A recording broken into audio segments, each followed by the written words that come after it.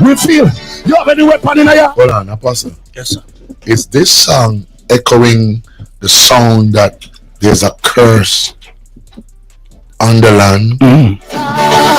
There's an order set over Jamaica?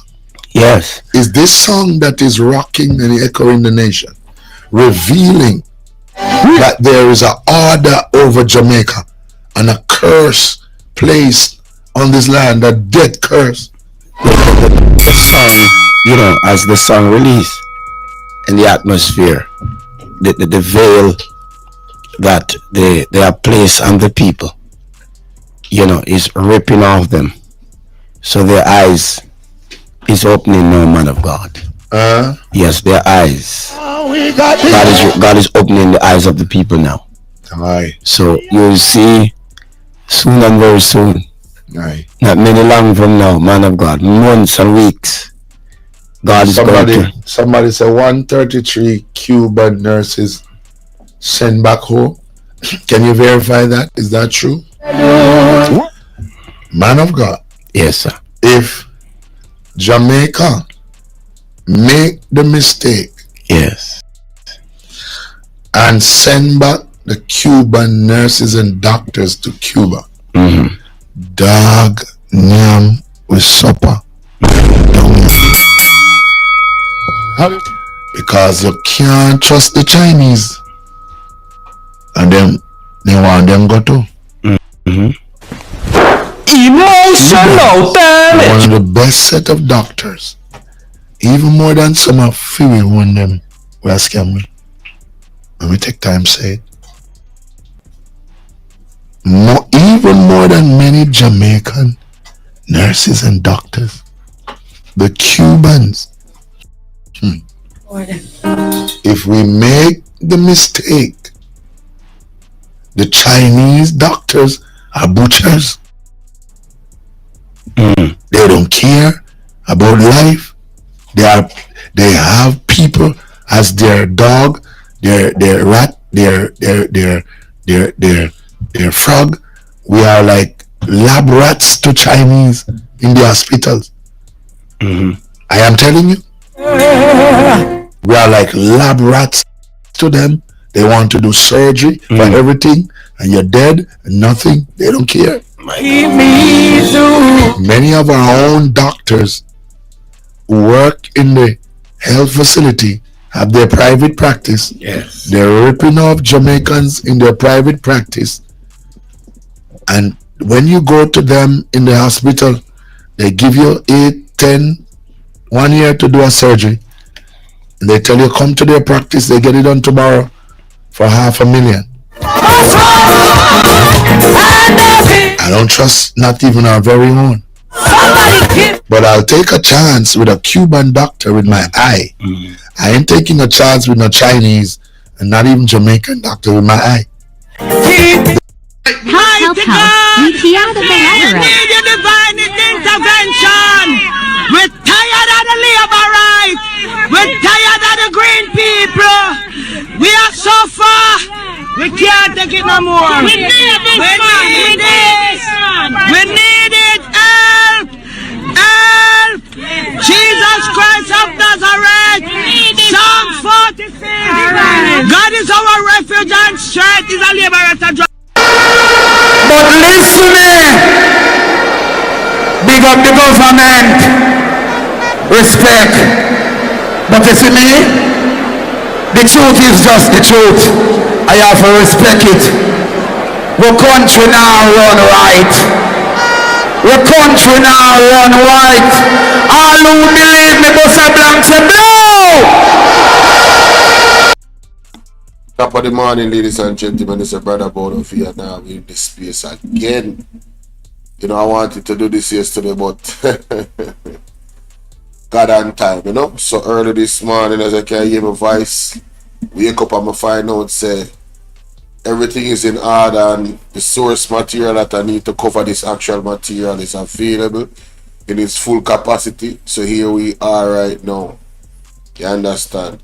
And we just go through a small snippet of this live stream with Mark Stewart addressing his, concerns about what's going on with the Cuban doctor. So make we continue. Alright, and then we are going to the main event. See?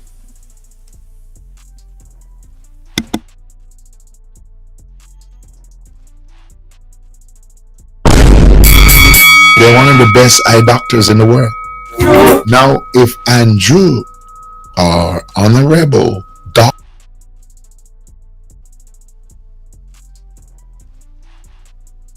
Alright, we're back. You guys can hear me? Put a 1 in the chat if you can hear me. Alright, put a 1 in the chat if you can hear me clearly, ladies and gentlemen. Yeah, OBS just needed, I need to restart. My computer itself needed a restart. I know what it is. Alright, I had it in sleep mode and it was not plugged in. So I just had to restart the computer. Everything is running smoothly now. The internet, the signal, everything is running smoothly now. So top of the morning to everybody. It's your brother Bolo BVRFAM. Let me just go through this part quickly and then get into the main course. I go think I started the live. I scheduled the live for 6 o'clock and I started it before 6. So to iron out these little bugs.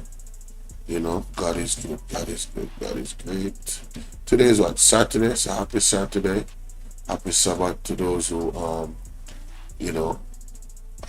actually honor this honor Sabbath. Big up everybody. Alright, so here we go. Let's do this again. Morning, Velma, how you doing? Blessed love, sweetie. Good to see you. Y'all remember, guys. Hey, y'all, please remember to hit the like button. I know y'all come in sometimes and y'all forget, but the main thing, man, y'all gotta hit the like button, man. That's right. And share the live stream. Come on now. Stop playing. Support. The like button is free, heard? So, Mark Stewart, the prophet, the apostle, he spoke on the Cuban doctors, right? And, based off what he is hearing from his congregation. And he had some questions, so I really want to put this on the record. You know what I mean? So, here we go, ladies and gentlemen. And I really want you guys to share this with every time I put out content. I want you guys to share it with at least 20 people. I'm trying to up the ante right now. The aim is to get 5,000 subs in the next and I know we can do it because 5,000 subs in the next month. That is the aim. I know we can do it. It's more than achievable. Last year when the channel was just sprouting out like a brand new seed coming out the earth, and the sun was shining on the little leaves of the platform, and the moisture was perfect, and the nutrients in the soil was so enriched with all of the power of the Most High behind it. I'm telling you, we had 1,000 people subscribing to the channel in one day. So I know that it is sometimes even 500, So I know that it is more than achievable. So in the next month, we want to get this platform at least 5,000 people subscribe to the platform. So we would hit 20K by the end of before the end of April, God's willing. So I need you guys' help. I need you guys to share this, and every time try to aim for 20 new people, not just the people you shared it to before. Alright? So for the ones that really support the platform, it's not always about supporting monetarily, but when you can support in that way, where actually you become the fuel and the engine to have the platform spread its wings.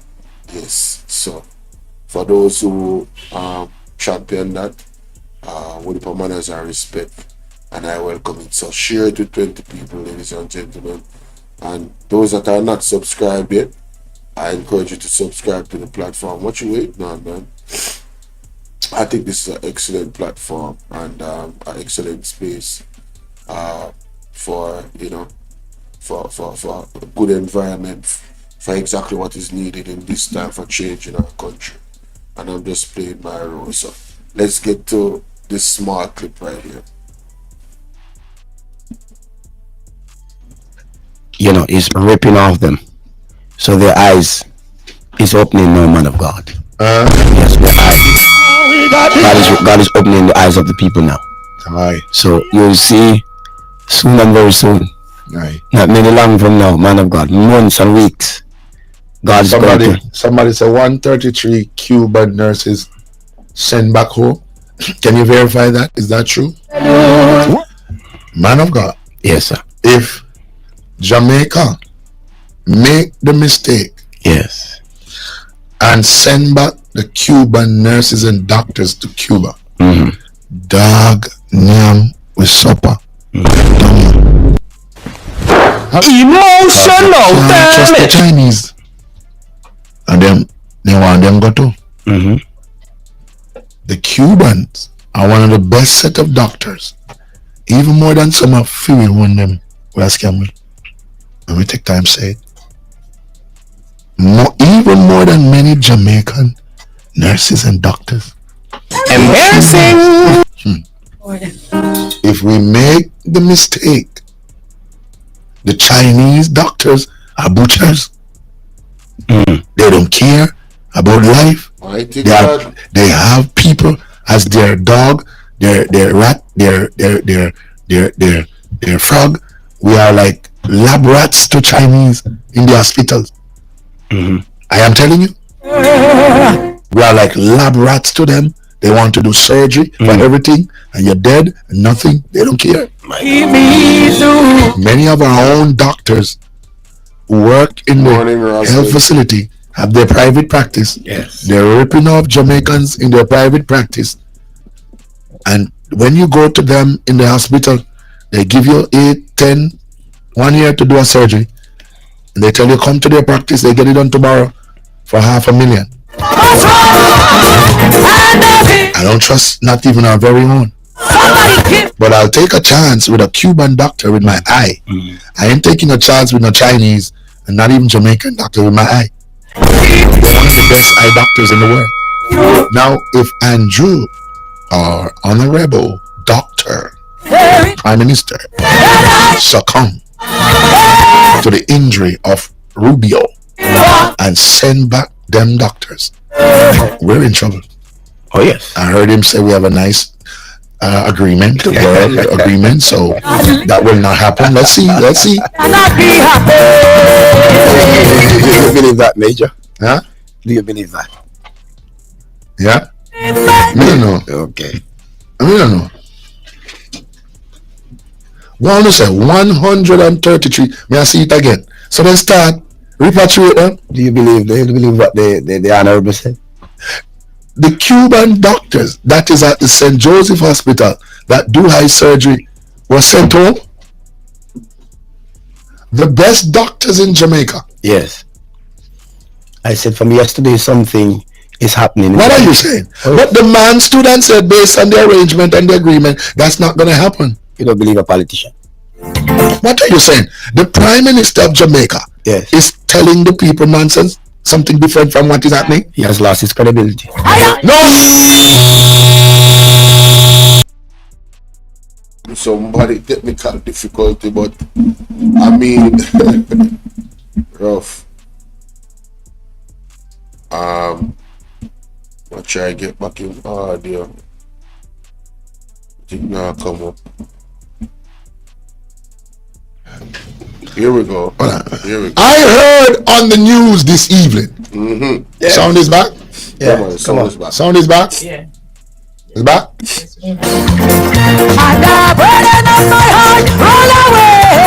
I heard on the news media this evening, the Prime Minister says, based on the international agreement and arrangement, that's going to happen. Are we getting breaking news right now? 133. Especially the eye doctors, the most power. You can't judge what the politician said, man of God. No. The man, I heard him. I should have recorded, you know. But that's what the man said. Okay. People, you know the apostle now live for the Prime Minister. Good morning, everybody. Oh no, this was a day ago, you know. This was yesterday early in the morning. This was recorded, you know, by Mark Stewart page, you know. And make sure you go over and subscribe, right? You look at the man authentic reaction to hearing the Prime Minister saying one thing and then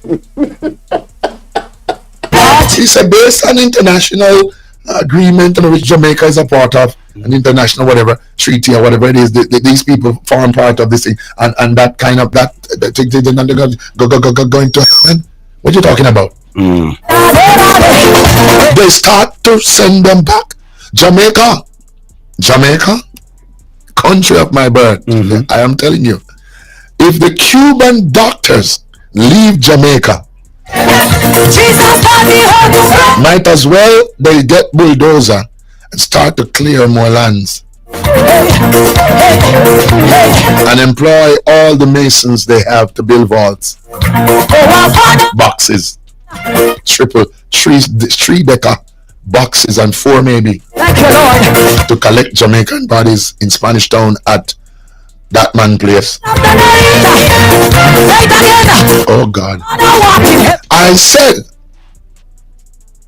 and I'll say it again, I don't care. I will trust a Cuban doctor. Oh yes.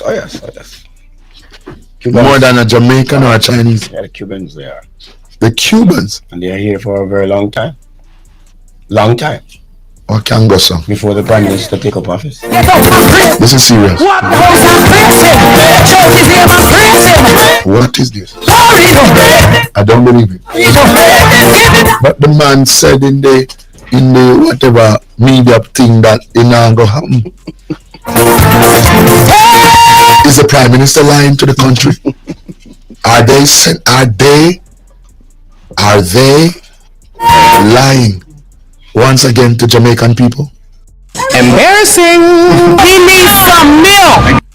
Apostle, that's a great question. On their health? They do that for fun. Huh? Lying is for fun. Jamaicans, is your leader lying to you one more time again on the health situation of Jamaican people? This can be. It can never. What can go so we ball out? No man, I want back ball out. So I have to play ball out tonight. Ball out! Whoa! We need help, Jesus. Jamaica need help. Shift the parliament. Shift the election. Shift everything. Remove them out there. Take out the cockroach. Take out the thief. Take out the criminal them. Take out the thief them. Take out the murderer them. Where you going with ball out at the end? Where you going with ball out? Everything to me double. This is serious. So this week coming, we have to ball out.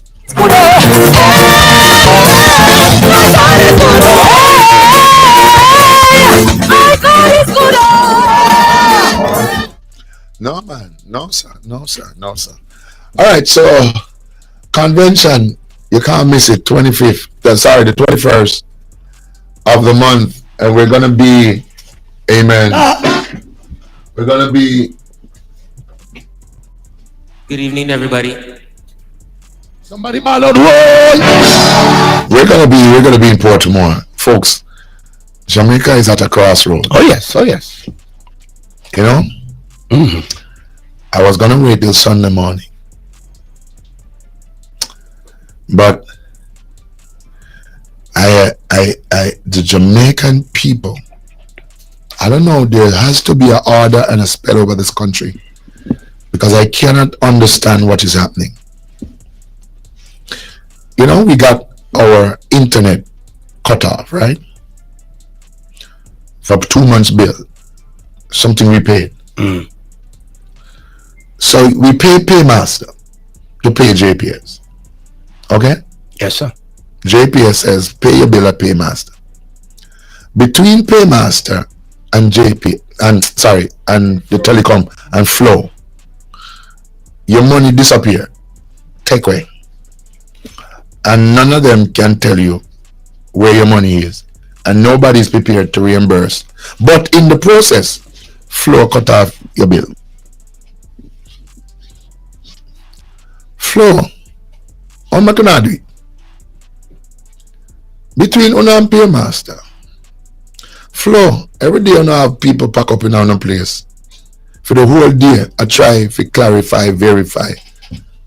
And the customer service is the worst in the world. In Jamaica. People have to take a day off to go sit down in a Flow. For Flow tell we say a Paymaster, and you left after the whole day of Flow, go a Paymaster and Paymaster say a JPS. Me soon come to JPS. A Flow. Flow. I think there's more. Embarrassing. We need some milk. Pastor touch upon our next topic right now. Big up Pastor. We can go watch that full video there. Like I said, I want to share my concerns about what's going on. You get me? So there you go. Mark Stewart page. Make sure so to go sub up, ladies and gentlemen. See? The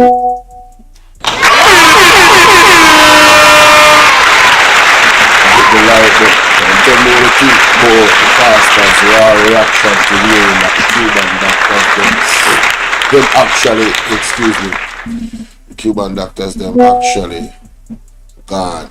And to be honest with you guys, I don't understand the logic behind it outside of the pressure from Rubio, which they don't want to admit is the real reason, or there might be something that we don't know about that the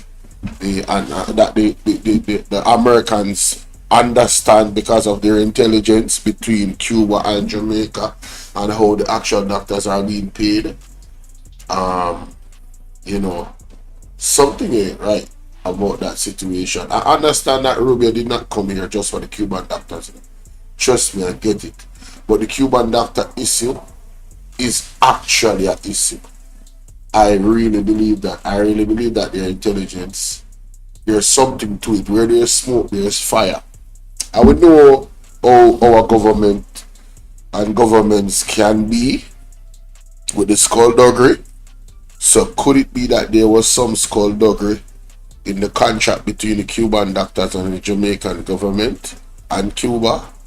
And I'm not blaming Cuba, I'm saying Jamaica.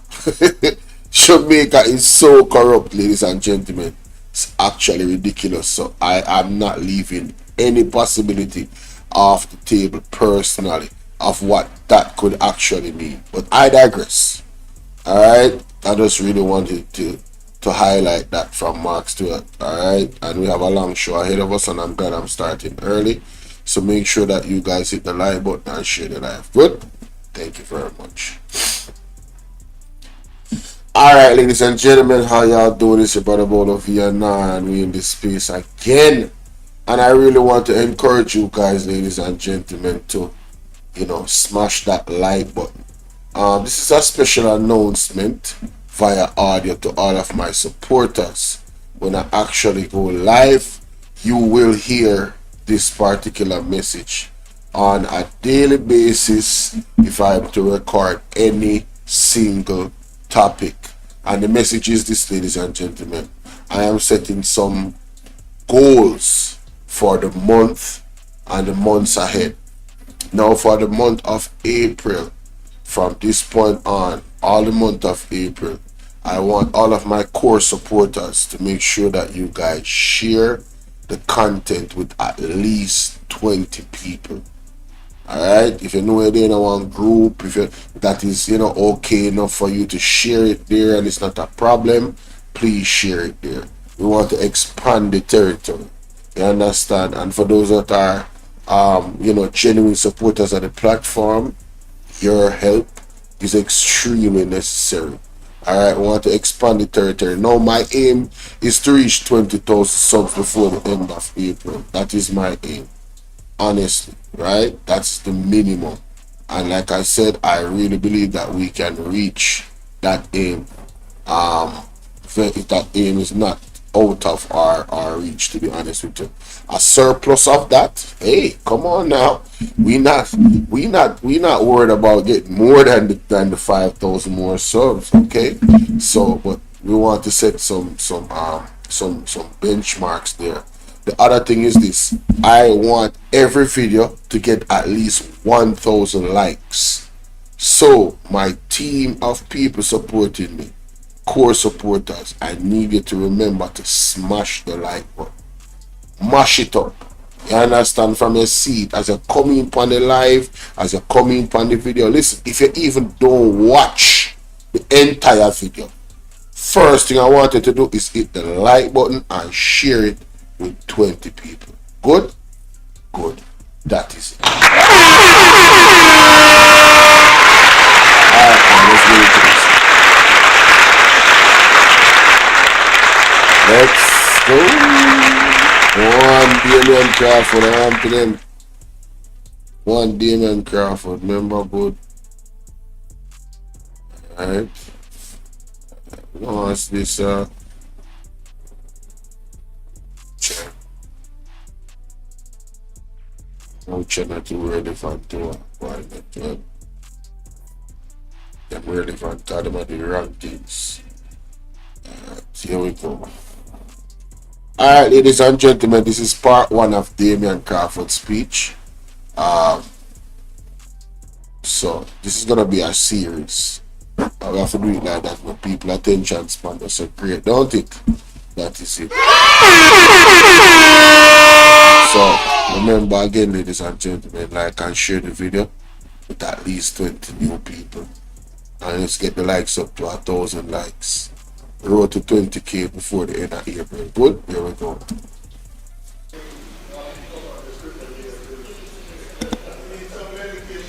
I don't want any.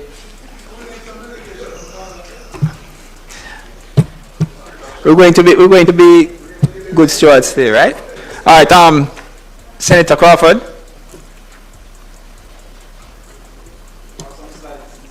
President, that I would love to have. Oh.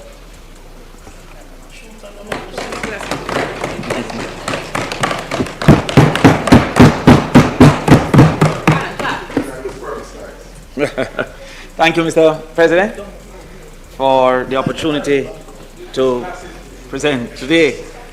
Getting to the age that I have to choose the glasses that's most appropriate. Embarrassing! Mr. President, or the mics. Everybody in there, thank you. Mr. President, I am so happy to see our children here from Dalton James. No, sir. And also from no, sir, Damian come out for kids them in a car. For them go see pity them in turn Superman, you know. Naturally. From our university, the Carmack students that are present.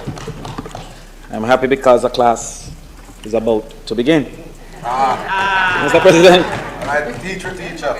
I title this conversation Truth and Democracy. Because, Mr. President, the government's debate has been shrouded in lies and fake news.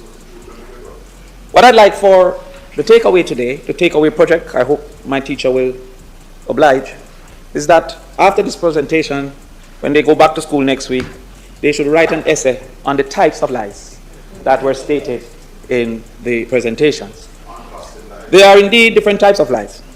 There's a stretch of the truth to make something sound bigger or better. That is called an exaggeration.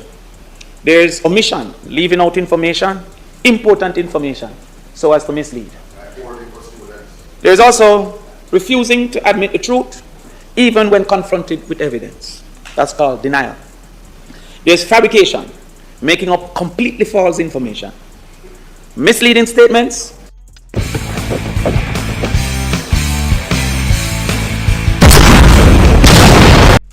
Which is statements with the intent to deceive. Blame shifting, lying to avoid responsibility by blaming others. And gaslighting, manipulating someone to doubt their memory or perception. I hope that as of Monday, you can use any of these analyses to tell what types of lies are being told to you or have been told in this entire budgetary process.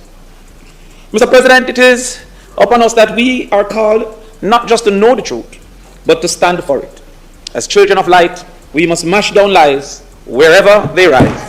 For what fellowship hath light with darkness? Indeed, they said love and hate can never be friends. Mr. President, the JLP's entire communication is dependent on one statement that the Prime Minister made, and I quote, he said, "There are several generations of young people who do not know our modern history. There are generations of middle-aged and older people who have forgotten." The JLP is dependent on the youth who might not have known and the older individuals who might have forgotten. Indeed, Mr. President, out of the abundance of the heart, the mouth speaks. And the JLP has the heart to mislead, the heart to deceive, the heart to misinform, the heart to misrepresent, the heart to hoodwink, and the heart to hold to power at any cost. I'm sad that a friend of mine is leaving because that heart has been exhibiting itself on their platforms.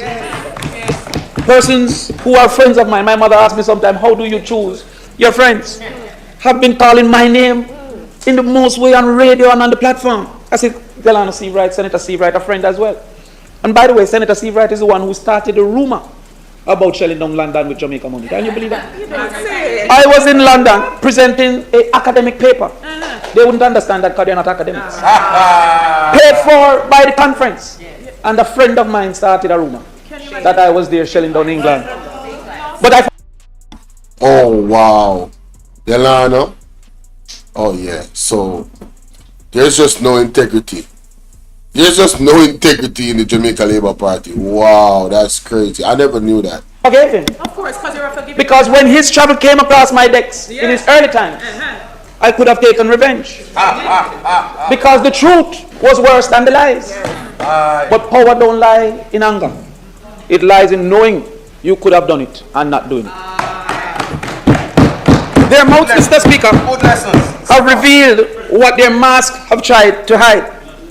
No matter how well you pretend, your words will tell the truth about you. The first set of lies that would have been established would have been along the lines of inflation. And in this case, there is students, I want you to look, there's a line there called total inflation, which is the addition of all the years of inflation. It was put there to indicate that there was a period of PMP governance that had such a large level of inflation that it was 2,249.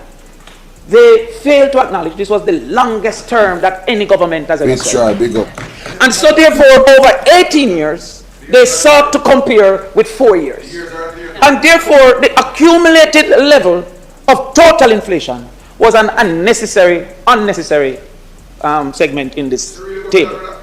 The average annual inflation speaks, where it speaks to 18. Sorry. All right. Just hold a second. Hold a second for me, please. Senator Brown, all right, have a seat. Have a seat. All right. And where is going? So the standing order says that whilst a person is presenting and speaking, that he should be heard in silence. All right. So, Senator Morgan, we appreciate the bantering that goes across at times, but yes. All right. All right. So, and that guy will not shut up. He will not shut up. Even when told this, he's still not going to shut up. No respect. Continue. Yeah, Mr. President. I don't mind, but I appreciate Senator Brown because you're setting a good example for my little children who are here today. So, we're going to set that example. The Prime Minister made heavy weather of this 2000, not indicating the period of time, and sought to also compare Jamaica's reality with the United States reality. Before I indicate the reasons why this is not an adequate comparison, even the numbers that they have presented suggest that there are multiple times that the JLP was worse than the PMP. Now look at February 1989 to September 2007. This is the exact presentation from Mr. Prime Minister Andrew Holness, Dr. Andrew Holness. If you look at the 89 to 2007, 18 and a half years that the PMP was in power, the average annual inflation was 18.5%. In the United States, for which he was seeking to make heavy weather, it was 2.9%. That's almost 6.3 times what existed in the United States. But he failed to have done sufficient analysis to recognize that in September 2007 to December 2011, which was the JLP, they were at 12.3% in relative to the United States, 1.5%. That's 8.2 times what was in the United States. So therefore, if it is that relativity was supposed to be used, the JLP in 2007 to 2011 was 8.2 times inflation in the United States. However, the PMP was 6 times inflation in the United States. However, for the knowledge of our students, I'd like them to know that even that was a false analysis.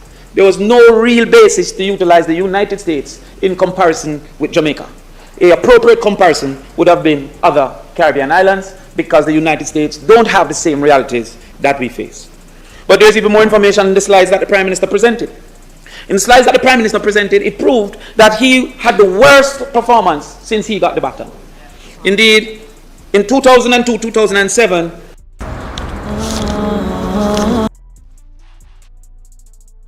the advertisement they loaded 18.5% on average. The Bruce Golding government 2007 performance since he got the baton. Indeed, in 2002-2007, the inflation was 18.5% on average. The Bruce Golding government received the baton and reduced it by 6.2 percentage points and carried it down to 12.3%. The Portia Simpson Miller government got it and reduced it by 6 percentage points and carried down to 6.3%. Andrew Holness got it and carried down to 5.5, a reduction of less than 1 percentage point. So he's making a big deal about look how me fast when it's just that he got a good baton. People, I want you guys to screenshot that. That is important.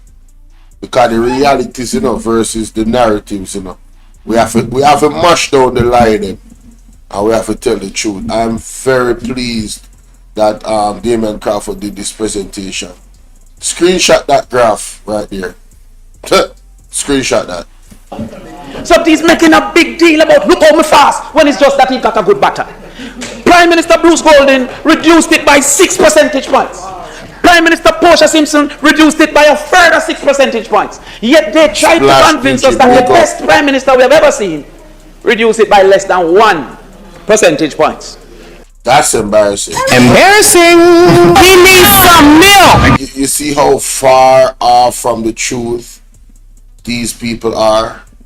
Less than 1% in reduction when Bruce Golding did an excellent job compared to that. Mama Portia did an excellent job compared to that. But they want us to believe, ladies and gentlemen, that this man, based off performance, is the best Prime Minister in the world. I call cap. Stop the cap. Stop the cap right now. Stop the cap. No bullshit, bro. All lies will be exposed. That's all. All lies. And anyone who takes that the wrong way, know why they take it the wrong way. I had to ensure that a picture like this exists, but Holness has done the least. That's a Casey man winning that race so beautifully, as we will later today. And Canada is already at 4th or 5th or something like that. I'm afraid they're way around the corner. But I think they're coming behind even Edith Alton today. Edith Alton will beat them. So with the baton, he has done the least. He has also sought to prove misleading historical comparison. Prime Minister attempted to vilify the PMP by highlighting average inflation from 1989 to 2007. He, however, fails to highlight the global economic context, including oil price shocks, trade liberalization mandates, structural adjustment from the IMF, and they also fail to acknowledge that food inflation, which is the level of inflation affecting the majority of people, is at 7.4%. This highlights a persistent and significant burden on household budgets, especially for low and middle income Jamaicans, even while headline inflation remained within the BOJ target. Indeed, in our Parliament, in this Senate, I have made 3 presentations asking for a targeting of food inflation as well as a targeting of overall inflation. Because there are times that the overall inflation disguises the suffering of the average individual who don't spend on the entire basket that exists. That's another key factor in this presentation. I'm gonna play that back. Listen to what he's saying now. Listen to what he's saying. And middle income Jamaicans, even while headline inflation remained within the BOJ target. Indeed, in our Parliament, in this Senate, I have made 3 presentations asking for a targeting of food inflation as well as a targeting of overall inflation. Because there are times that the overall inflation disguises the suffering of the average individual who don't spend on the entire basket that exists. So what he's saying is that, ladies and gentlemen, when they come out and they give you the stats about inflation, it's like, yes, we're doing a good job keeping inflation at this level compared to what's going on. But when you look at the food inflation, it tells a different story, because the dollar is at a point where, you know, based off people's earnings, the struggle is extremely real. Alright? And when they tell you that, when you see reports coming out that people actually find food to eat consistently on a daily, nutritious food to eat consistently on a daily, it is no joke. It is actually no joke. Alright? So let's continue. They have never indicated that. So the food inflation is outside the target levels of inflation. Therefore, a large proportion of our society whose income is directed mainly to consumption of food is not being addressed by what is being posited by the inflation rate. The next level of lies that we're told would have been debt to GDP. This graph that I'm showing here is the exact same graph that was presented by Prime Minister Dr. HOLNESS. I'll give him the doctor until I hear further information. But Prime Minister Doctor, I'll give him the benefit of the doubt. Now let us look at the realities. Mr. President, they seek to sell this argument that the JLP are the great debt managers and the PMP is loose with the management of debt. They seek to sell that argument. Well, we have not bought that argument. Let's go to the other slide. Let's look at the debt to GDP. Every time you come and say you need to check, you don't check. Check and come back, man. In 1962, the PMP handed the baton to the JLP. It's important for students to know that self-governance and independence are 2 different things. That before independence, we were governing ourselves and both the PMP and the JLP existed. The PMP handed over the baton in 1962 at 20% debt to GDP. 20%. At the end of the JLP's first term, Bustamante term, and I think you shared that term. Sangster got a piece of it. So now I'll give it because it's not so good. It moved to double 40%. So therefore, these great debt managers' debt in that period moved from where they got it at 20% to 40%. 100%. We then, if you wake up and think you know more economics than me, go back to sleep. And then, inflation moved, debt to GDP ratio, moved to 80%. So Michael Manley got the baton in 1972 at 40%. And it moved up as well to 80%. However, the Sierra got the baton in 1980. The financial whiz? The financial whiz. I wonder where it went. It moved to 212%. Embarrassing. We need some milk. Help. UTI the We Bailouts. need your divine intervention. We're tired of the labor rights. We're tired of the green people. We are so far. We can't take it no more. We need this. We need it. We need it. Help. Help. Jesus Christ of Nazareth. Psalm 46. God is our refuge and strength. Is a liberator. Back in 1972 at 40%. And it moved up as well to 80%. However, the Sierra got the baton in 1980. The financial whiz? The financial whiz. I wonder where it went. It moved to 212%. From 80% to 212%. Wow. So that is 250% increase. Wow, more than 250% increase from 80 to 212, yeah, that is actually, wow, that is actually over 250%, ladies and gentlemen. A financial whiz, that's crazy. That green line in the middle, the highest it has ever been, was under the Jamaican Labour Party, under the quote-unquote financial whiz. And forgot that he had a duty. And when the PMP got it, now what I have done here is to be truthful and fair. I have not, no, listen. No, I will give him a class later. Because I like when my friends are at the same level. It's not possibly too late. But what happened here is that I have given with fairness, because the election was before the 6th month, I have given 1990 to the People's National Party, 1989 to the People's National Party. But when the PMP actually got government, it was 260%. But we're going to work with 212. Quite bad enough, we don't have to get nothing more. And now have to exaggerate.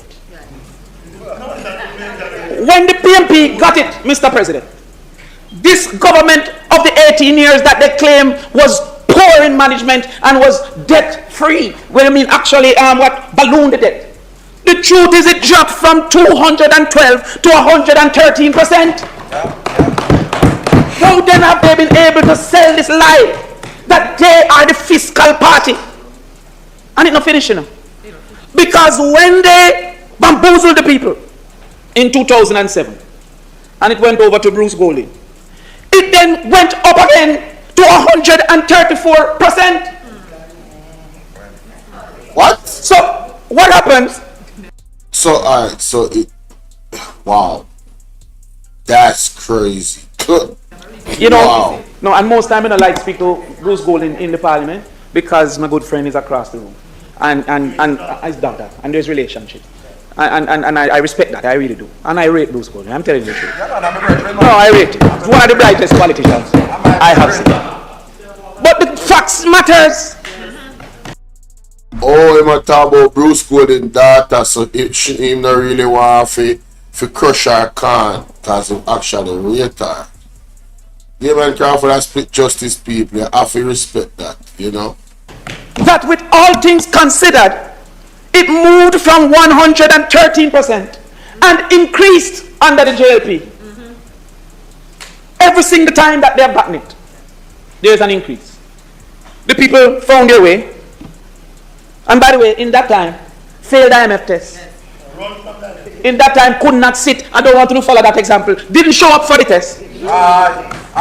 Yes, exam all the time. And when the PNP got it, it reduced to 124.5. This is the party that they're saying don't have no fiscal discipline. The facts. No, the presentation not done. Just wait, no man. I'm still at primary school. I'm carried to high school after and then college. It soon come. The only time that the JLP has reduced what they have gotten from the PMP is this time. And it is because any law-abiding government would follow the fiscal rules that were set by the People's National Party. That is true. That is true. This is a fact that them cannot argue. I mean, I'm telling you, man, Damien Crawford really put Andrew Holness' foot in his mouth. He put his own foot, Andrew Holness' foot in his own mouth in this particular demonstration of the facts. I understand. So all the lies them that Andrew told about being fiscally prudent and he, you know, the JLP being the father and all of this nonsense, mash down them the lie, the people, mash them down. Any law-abiding individual who was Prime Minister or Minister of Finance now would have carried out the same exact trajectory that we have agreed to under the fiscal policy rules. But let... And you have time for me after? Alright, good. Alright, you will deal with it. Cool. In 1962, leave it? Alright, cool. Now today a big day, a record broken. The JLP got it in 1962 at 20%. They doubled it. That's not excellent. Sharon, good morning. The PMP got it at 40%. It increased. Not excellent management, based on the proxy of management. Is a rising debt to GDP is a proxy of management. That is what they have put forward.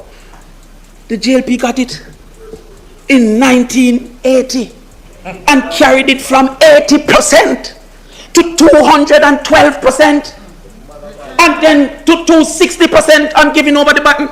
If I was at Champs, I would have nobody run. You know, sometimes I get by and say, yo, me not run here, man. But because of our confidence and commitment, we ran as fast as we could. I like that analogy because it's Champs going on right now, and the students are in the parliament. And yo, Damian Crawford is a genius, you know. His IQ is not normal. People really need to pay attention to this guy. Yo, the way how he teaches, brilliant. Listen, the facts are the facts. The numbers, you cannot argue about the numbers because they were recorded and documented. Alright, and I don't understand why the politicians even come out and lie. Right? Well, I do understand why they do, because you know there's people out there that is not going to sit down and actually go over this speech and really dig into the information and verify to say, alright, did this actually happen? Where can I go to look for this information? Look for the information themselves and go, oh, okay, he was telling the truth. He was telling the truth. And he has an obligation to really tell the truth, you know. I mean, for his own integrity, right? Because if he lies, it can be easily debunked. And this is what the Prime Minister did in his presentation. He lied to the Jamaican public. And it's embarrassing. It really is embarrassing. Emotional damage. No, a government that took the debt to GDP down by 100% reduction. I think if you can get 100% reduction, that would be incorrect. 100% reduction would be zero. So therefore, it is a 50% reduction. The increase would be the 100, but the reduction is 50. I have to make sure the kids understand. Therefore, you take it down by 100 percentage points. From 212 to 113. That is the government they're trying to sell as being a bad government and debt unconscious. After that, they got it and carried it up again. They did not find their way in our lifetime. Because we now compare long time Brazil, you know, to Argentina. It's now Brazil to now Argentina. This group of individuals here, I was present, you were present, most of us were present 2011, you were here, yes. Most of them over there were here. They were in the shadows, at that time, Dana was our party, Dana was PMP that time. They took it from 113 to, you was feeding at the trough, 134. So therefore, this argument of debt, mismanagement and non-fiscal, the numbers don't show that. And quote, in fiscal rules that he's claiming to be father, godfather, or grandfather of. Yes. We'll say advertisement when I come do that, you know.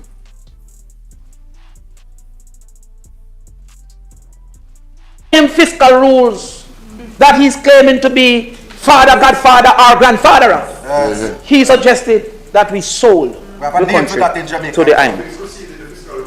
We have a name for that in Yes, your failure, not taking the IMF test preceded it. Ready again.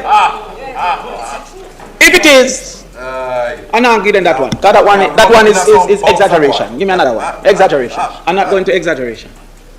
They're claiming paternity. We have a name for it. They're claiming paternity for Jamaica's fiscal turnaround. And they say that the period 2007 to 2011 is proof of that paternity. First of all, let us acknowledge that not even with style is safe. Remember last year in this house I come and say, the paternity and Andrew's not the father. The man take the style. They take the plans, they take the ideas and the style.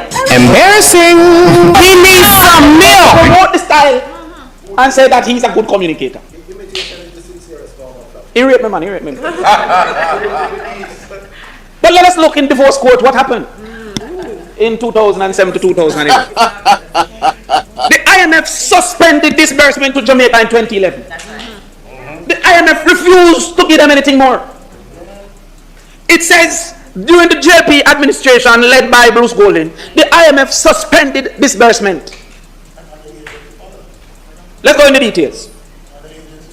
February 2010, Jamaica entered a 27-month standby agreement with the IMF. What happened before February 2010? In 2007, the United States financial meltdown. Audley Shaw, the then Minister of Finance, 2008, said that Jamaica will benefit. Don't forget also that Andrew Holness was a senior member of that cabinet. So while Audley Shaw was the one speaking, he was speaking on behalf of the entire Jamaica Labour Party cabinet. It's like over here on the platform, my friend Senator Steve Wright said, Senator Crawford, I know him like to talk. Like on a talking business winner. It's like saying boat like to run. Man in a running business. Oh my God. He said they're going to raise the tax, and if he said it, then that is the PNP. I can't listen to him now. But he don't want to tell you that Minister Delroy Chuck said I'm going to legalize over there. Is that what the JLP going to do? He about how he said. They were speaking on behalf of Andrew Holness. And when they ignored that financial crisis, and the negatives started to pile up, they went back to the IMF in 2010. By January 2011, less than a year, the program had gone off track. What were the reasons? Slippage in meeting fiscal targets, the one that we set and meet every time in 2011 to 2016. They're saying that we are less fiscally responsible when the evidence said we met all our fiscal targets than those who did not. What can go so? What can go so? And then it says, inadequate progress on structural reforms. Not adequate enough. Inadequate. The opposite of adequate. So much so that a warning wasn't sufficient. But cease and desist from giving any money. Embarrassing. We need some milk. Disbursement. And guess what happened? 16. They're saying that we are less fiscally responsible when the evidence said we met all our fiscal targets than those who did not. What can go so? What can go so? What can go so? And then it says inadequate progress on structural reforms. Not adequate enough. Inadequate. The opposite of adequate. So much so that a warning wasn't sufficient. But cease and desist from giving any money. As a result, the IMF halted disbursement. And guess what happened? And other partners such as the World Bank, the IDB, and the EU also withheld funding. So when IMF did it, it wasn't because PMP talked to them, because that's what they go on the radio with later. That PMP tell IMF not to give them. The World Bank says true. The EU says facts. The IDB said, what manner of a government is this? Who was over there? The current Prime Minister was over there. Later became Prime Minister on the back of Bruce Golding. What happened between 2011 when he promised bitter medicine and 2016 when he could say prosperity? The only thing that happened was the fortunes of this country. Go further. And we have to look now at the period 1989 to 2006. In a class. Several financial institutions, they call it the FinZac crisis. FinZac period. It's an improper name. It's the financial crisis. All right. This is a part one. Because you see that FinZac something here is a delicate thing we want to highlight by itself. Or at the starting of because we know some people attention span is very, very short. So what I'm gonna do is this is part one of Damian Crawford. So I'm gonna stop the recording here and start it over again. Alright, so here we go to part two, ladies and gentlemen, of the presentation of Damian Crawford. We're gonna start off with FinZac. Please guys, smash the like button, share the live with 20 people. Let's get to 20k and the minimum 1,000 likes for all of my videos. That is the new aim. I want a minimum of 1,000 likes on all of my videos. Alright, and I want you guys to join the WhatsApp group, ladies and gentlemen. I want at least 2,500 people. I want the WhatsApp group to be maxed out. right? There's two subsection of my WhatsApp group. There's the one that you guys can just talk all day if you want about the different topics and everything that's going on in Jamaica, and you can organize and reach out to one another depending on which constituency you guys are in, right? All of that, right? And then the other one is mostly for me posting my videos, so you guys, if you don't get the notification, you'll be able to see my live streams in real time, you know, if you're available. So let's continue. 2007. Several financial institutions, they call it the FinZac crisis. FinZac period. It's an improper name. It's the financial crisis. The answer was FinZac, not the question, not the problem. I come into it first. The answer was FinZac. But let's go. Several financial institutions. I can send them the script, you know. All right, we soon reach to kill self. We soon hear. Several financial institutions, banks and insurance companies are what we call financial institutions. They collapsed due to poor regulatory oversight, high interest rate, and overexposure to bad loans. Out of that, the PMP government created FinZac, Financial Sector Adjustment Company, to bail out and manage the crisis. What was the impact? Massive increase in public debt. Over 40% of GDP just to resolve the crisis. Inflationary pressures from fiscal strain and loss of confidence. So if I want to go back up to the graph Prime Minister HOLNESS presented. That one. And I want us to pay attention to that graph. If you look at that is 1997. So we get it 1989. By the way, this is just after Gilbert, September 1988. So therefore, because this hurricane will never ever come to Jamaica, they are saying that it is the reason why them are fail and everything mash up. Gilbert, that wrecked Jamaica.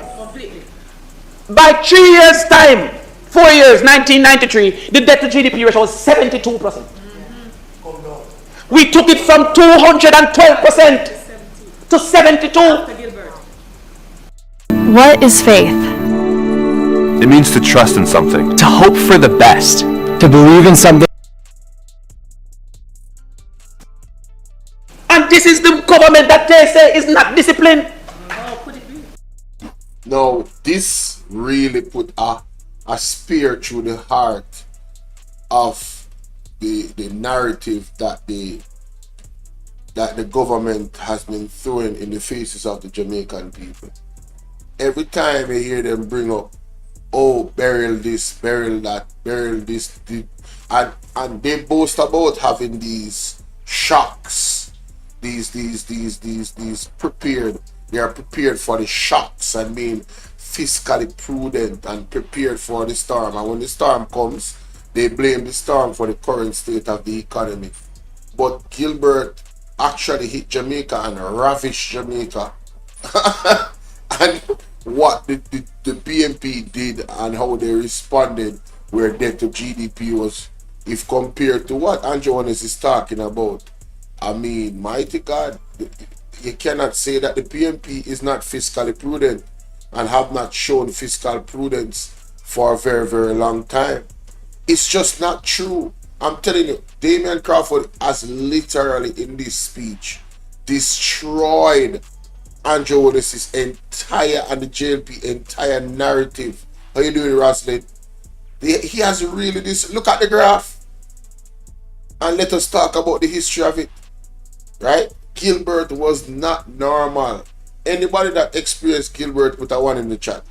If you're old enough, because I know there's a lot of elders on my platform, my age group, my people, they're like what, 70, 80-year-old, between 30, 35 and 70 and 80-year-old is my core audience on this platform. So I know you guys experience more than 90% of owner experience Gilbert. And if you never experienced it, you're probably born closely after Gilbert licked Jamaica. Right? So we understand how damaging that was to the entire economy. But when they never complained about it. They worked through it. So how can you say, oh, thank you so much, Rusty. Lorraine, how you doing, love? How can you say that they are not fiscally disciplined and fiscally prudent? Mash down that lie, man. Gilbert, that wrecked Jamaica. Completely. By 3 years' time, 4 years, 1993, the debt to GDP ratio was 72%. We took it from 212% to 72.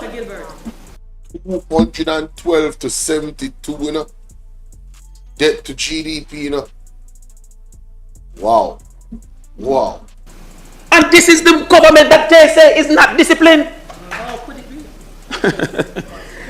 Oh boy. What can go so? At that time, if you look at the graph there from 1993. Is the Prime Minister's graph?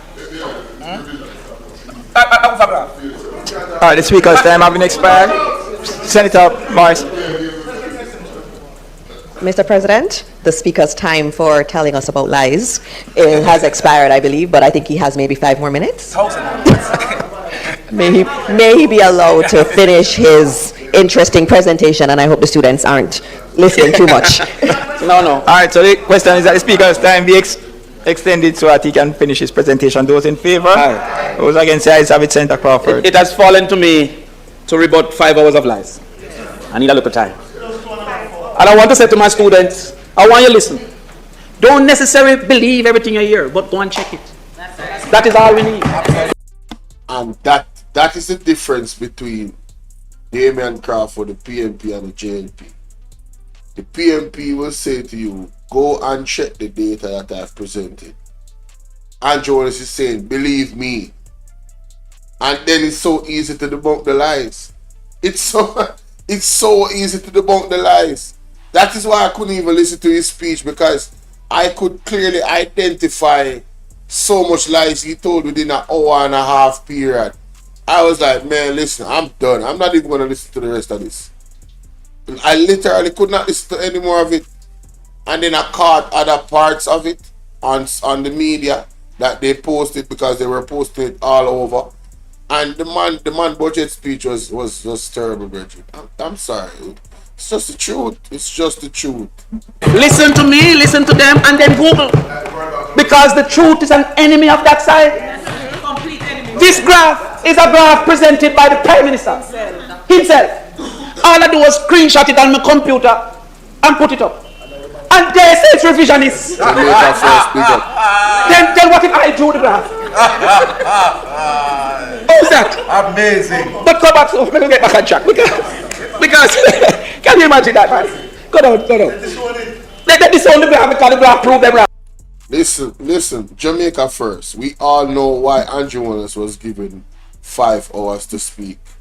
Because the JLP have the speakers of the house. All the speakers of the house is from the JLP. All of them are JLP supporters. All of them are biased. Every last one of them. None of them are non-partisan. They cannot help themselves. I'm telling you. Some of them are more biased than others. Obviously the wife. That is why anytime Mark Gordon is speaking, she really tries her best not to be present in Parliament. And she wants to rush every other speaker, but fear her husband can talk for 5 hours. You understand? It's just a bit of skullduggery. It's just a lot of skullduggery and nonsense about in our Parliament, trust me. Just because you represent the ground, that is what. Oh boy, calm down. Yes. Massive increase in debt. So if you look back, I would have to go back to it, but if you look to see the climb in debt at the cost of resolving the financial crisis that happened at that time. Up till now, I'm rich, so them time they barely at 10, so it couldn't be me. Don't forget that wasn't there an MP that owned a bank? A JLP MP at the time, along with a Nigerian chief? Wasn't that PMP MP? No. Okay. Wasn't there MPs that got bailed out because their debt wasn't clear? And there was a prime minister who got a loan and claimed saying, forget it. He forget it. Maybe talk about it. So the PMP's response was to introduce strict financial regulations, created Financial Service Commission, the FSC, and Deposit Insurance Corporation, the JDIC. So therefore, the changes that were necessary were not done by the JLP, they were done by the People's National Party. Absolutely. And they want to claim that the soft management systems, they had no role. When the people take a screenshot of that. Take a screenshot of that, do your research. The vast majority of years before, they were in power. So I'm telling myself to take a screenshot of that. Advertisement again. So how could they? Why didn't they put the JDIC when they're in power? The soft management systems, they had no role. When the vast majority of years before, they were in power. So how could they? Why didn't they put the JDIC when they're in power of 1980, when the financial guru was in power? Okay, well, I'm glad you know. I'm glad you know. So I come into it. Hey, listen, he was reading but not understanding it. What happened? Yeah. In the know what we do now.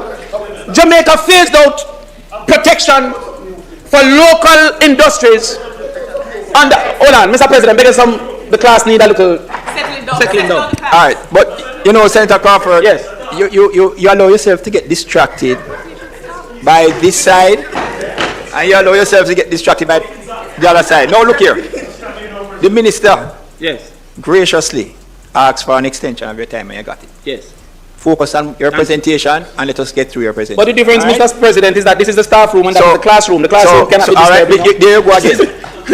and those added comments is what extends it. All right, and tell them to stop them nice then. All right. What happened in the 1990s? Jamaica phased out protection for local industries. You know, I really dislike that guy. I really dislike them. It's what I'm telling you. Right? You know, DAMIAN Crawford who a certain level of respect for them and him and them for him, but they still cannot be fair.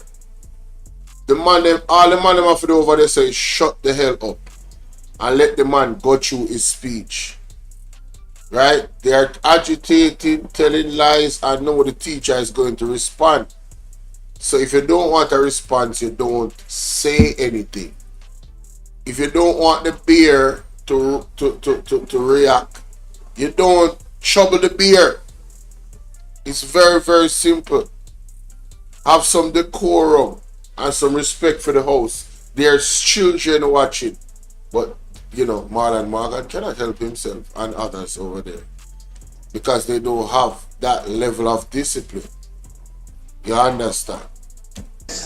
The people who the milk will tell you about it. Was it a decision that they made without pressure? No. That was the IMF saying you cannot get a loan unless you abide to the Washington Consensus. Google the Washington Consensus. Absolutely. The Washington Consensus was fueled by Thatcher and Reagan, who were the best of friends to the Jamaica Labour Party. Absolutely. We can give quotes of Reagan saying that he'll make sure they are successful. They then came and say at this point that the debt to GDP was 260%. If you want any help, you must liberalize farming. You must liberalize banking. You must make the foreign exchange be based on the market forces. You must make interest rate be based on the market forces. This wasn't a decision that the PAP said, we are going to do that. If we were to survive after what they did up to 1989, an IMF loan was necessary. And so in context of FinSac, ladies and gentlemen, and Andre Horton has said this before on many occasions, but he's not in Parliament and I cannot wait for the PNP to win. So minds like Andre Horton, you know, has an opportunity to speak on financial issues. You get me? Because he's so astute in that area. Yes? He has spoken about this thing called the Washington Consensus. As a matter of fact, I did a piece on it, I did a video on it, and I actually researched the Washington Consensus. And everything that he's saying is actual, factual. The position that the JLP put us in, right, made us have to go here with the Washington Consensus. We had no choice, ladies and gentlemen. We were in a bind. The PNP had to rescue the economy. Don't let anybody tell you anything else. It is the truth of the matter. It actually is. And I never knew. I was one of the ignorant ones that thought that, you know, I was listening to all the narratives that was told by both sides. You know, the JLP said this one do this, the PNP said that one do that. And I was like, yeah man, the two on I same thing. You do this time, and the two on in, you know, you guys are doing this on purpose. You really don't want the country to grow, and it's a blame game thing. But when they really iron out the truth, hey, there's no disputing the truth. Liberalization happened. Many of our industries died. The world moved towards full trade liberalization. Local industries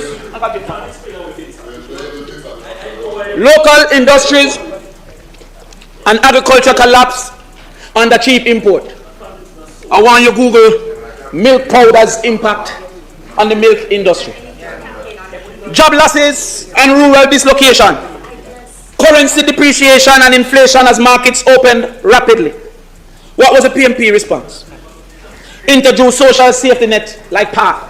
Yes. Anybody who benefits from the PATH program should be reminded that that is the work of the People's National Party. It then focused on tourism and services to replace lost industry. They used to say pipeline when we were seeking the Spanish to come. Yes. We carried the Spanish here. That's right. We established the processes for, at that time, sandals to grow, and at that time, breezes, super clubs to grow. Yeah, man. Don't worry yourself, just soon get an explanation. What happened? Global oil prices spiked during the Gulf War, and again in early 2000. Jamaica, being oil dependent, saw increased transportation and electricity cost, and of course bauxite would have faced challenges because of the energy consumption that it did. Notably, there were some events. I hear the crying about what is last one named Beryl. Beryl touched down on St. Elizabeth, and after Beryl, I was out the next day driving up and down. What happened in the PMP's time? Hurricane Gilbert was September 1988. So therefore, it lingered over into February 1989, which we had. Hurricane Ivan was in 2004. Hurricane Dean was in 2007. Destroyed crops, infrastructure and homes, created food inflation, reconstruction costs. The PMP had to deal with that. The EU ACP agreement ended. Now, because we were, what do you call that again? We were colonies. We had a preferential treatment where we sell our bananas at higher prices. So Britain was saying, we're going to give you some repayment for what we have done. Listen here, man, this is a class right here, ladies and gentlemen. And they did that with special banana prices, special sugar prices. Senator Crawford, address me now. Oh, you want to learn too? All right. So they did that special banana prices, special sugar prices.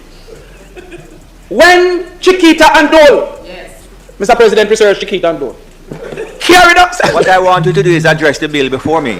What you are doing, I want you to address this. On the can't what you are doing, really, right? The Prime Minister graph for 5 hours and these things is the Prime Minister graph. We appreciate it. But see the time. You know, I'm not figure. Almost. Yeah, I'm finan. 1 o'clock.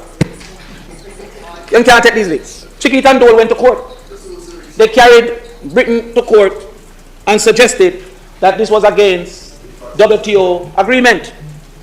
When they won that case, the British had to end preferential treatment for sugar and banana. Because we were dependent on those preferential treatment, that is how banana died quickly, and thereafter sugar also died. Want to see what happened to them now, ladies and gentlemen?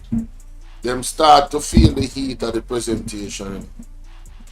And so them start saying, the bill. But later down, Damian Crawford are going to show him the relevance of the argument of why he's doing what he's doing to address the bill. But let's continue. Led to job losses, rural economic decline. In that period up to 2007, there was also 9/11. These people forget. How soon they forget? Like it's them alone. In 9/11, when the planes crashed, No, you see this part here, so? Yo, man, I tell you, say, how many of us really thought about 9/11 and how it impacted the economy? How many of us really thought about that? Tourism, everything, trade, just travel overall. How many of us? That was a terrifying. That you're talking about a shock. Oh, that was terrifying. That was the 9/11 will forever be that moment. When you hear 9/11, if you lived through 9/11, when you hear somebody say 9/11, the first thing that comes to your mind is when the World Trade Center was blown, well, whatever that was. Right? Whatever that was. I'm not gonna get into that, the whole thing about what really happened, but you understand. Nehru, good morning. Into the World Trade Center. This was September 11, 2001 it was?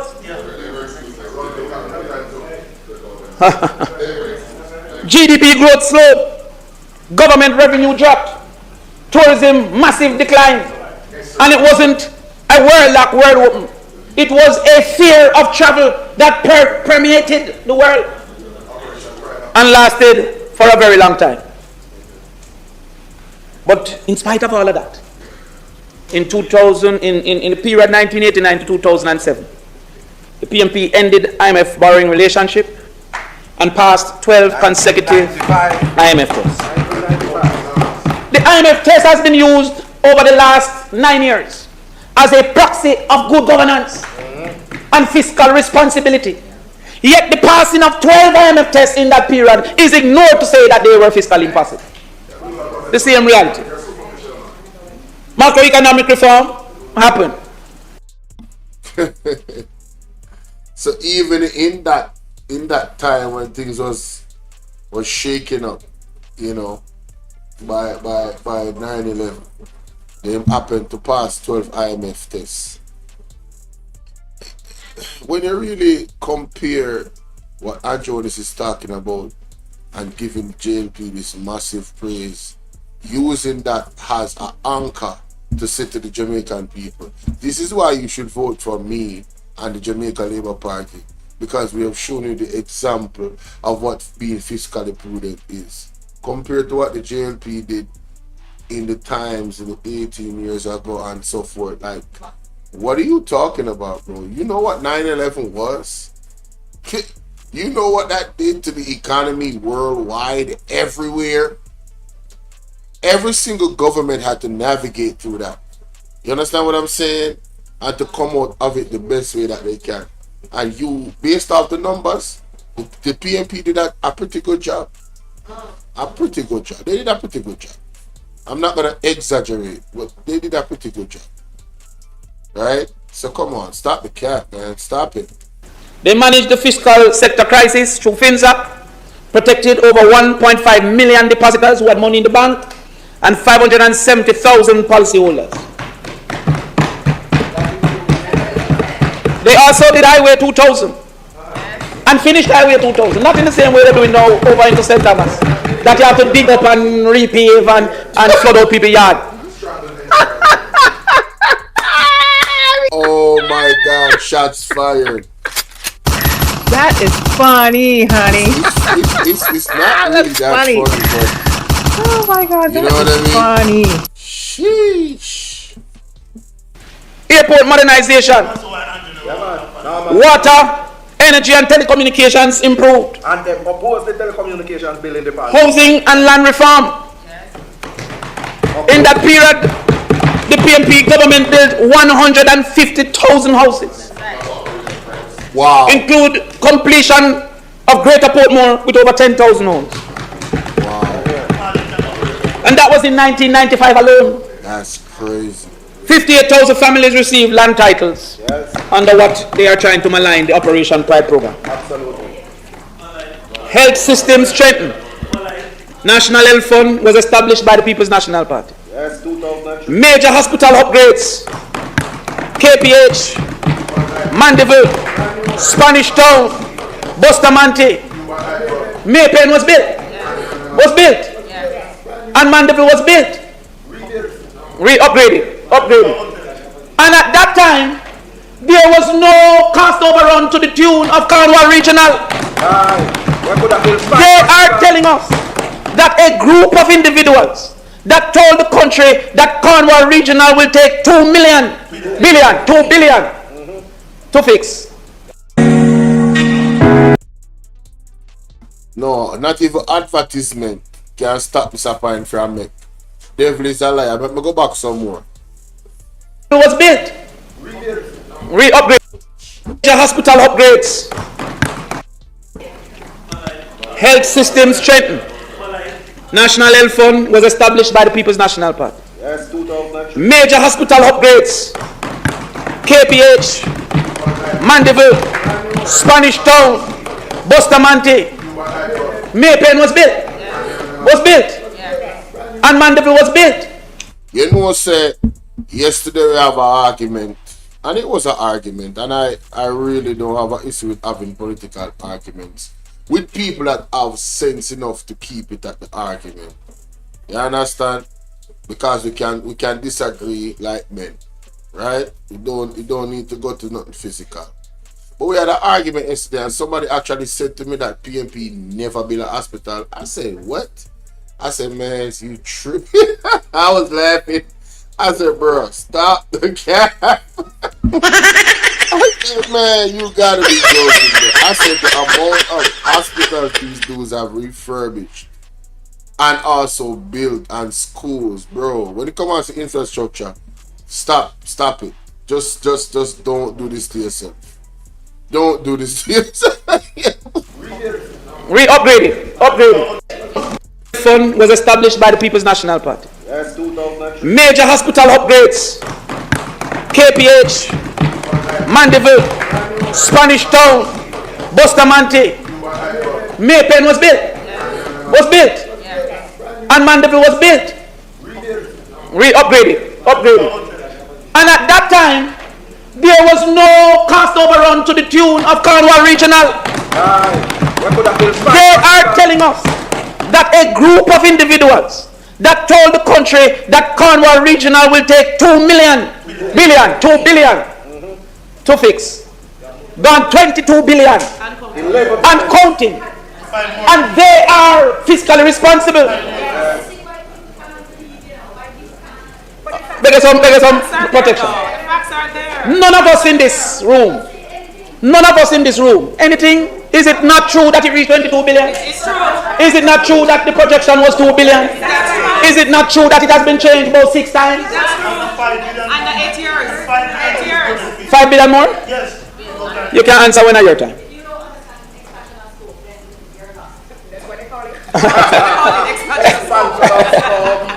If a mason come to my yard and tell me to fix a problem is 2 million and then come back to say, by the way, it's 22, me and him fight. It will never. Expansion of school. Talk the truth. Ladies and gentlemen, I am of the opinion that that is a big scam. That is my opinion. Alright? That whole situation in with that hospital down by Montego Bay side or wherever that is, that Cornwall Regional, man, listen, bro. You nobody can tell me and fix me to believe otherwise. I believe, this is my opinion based off the facts.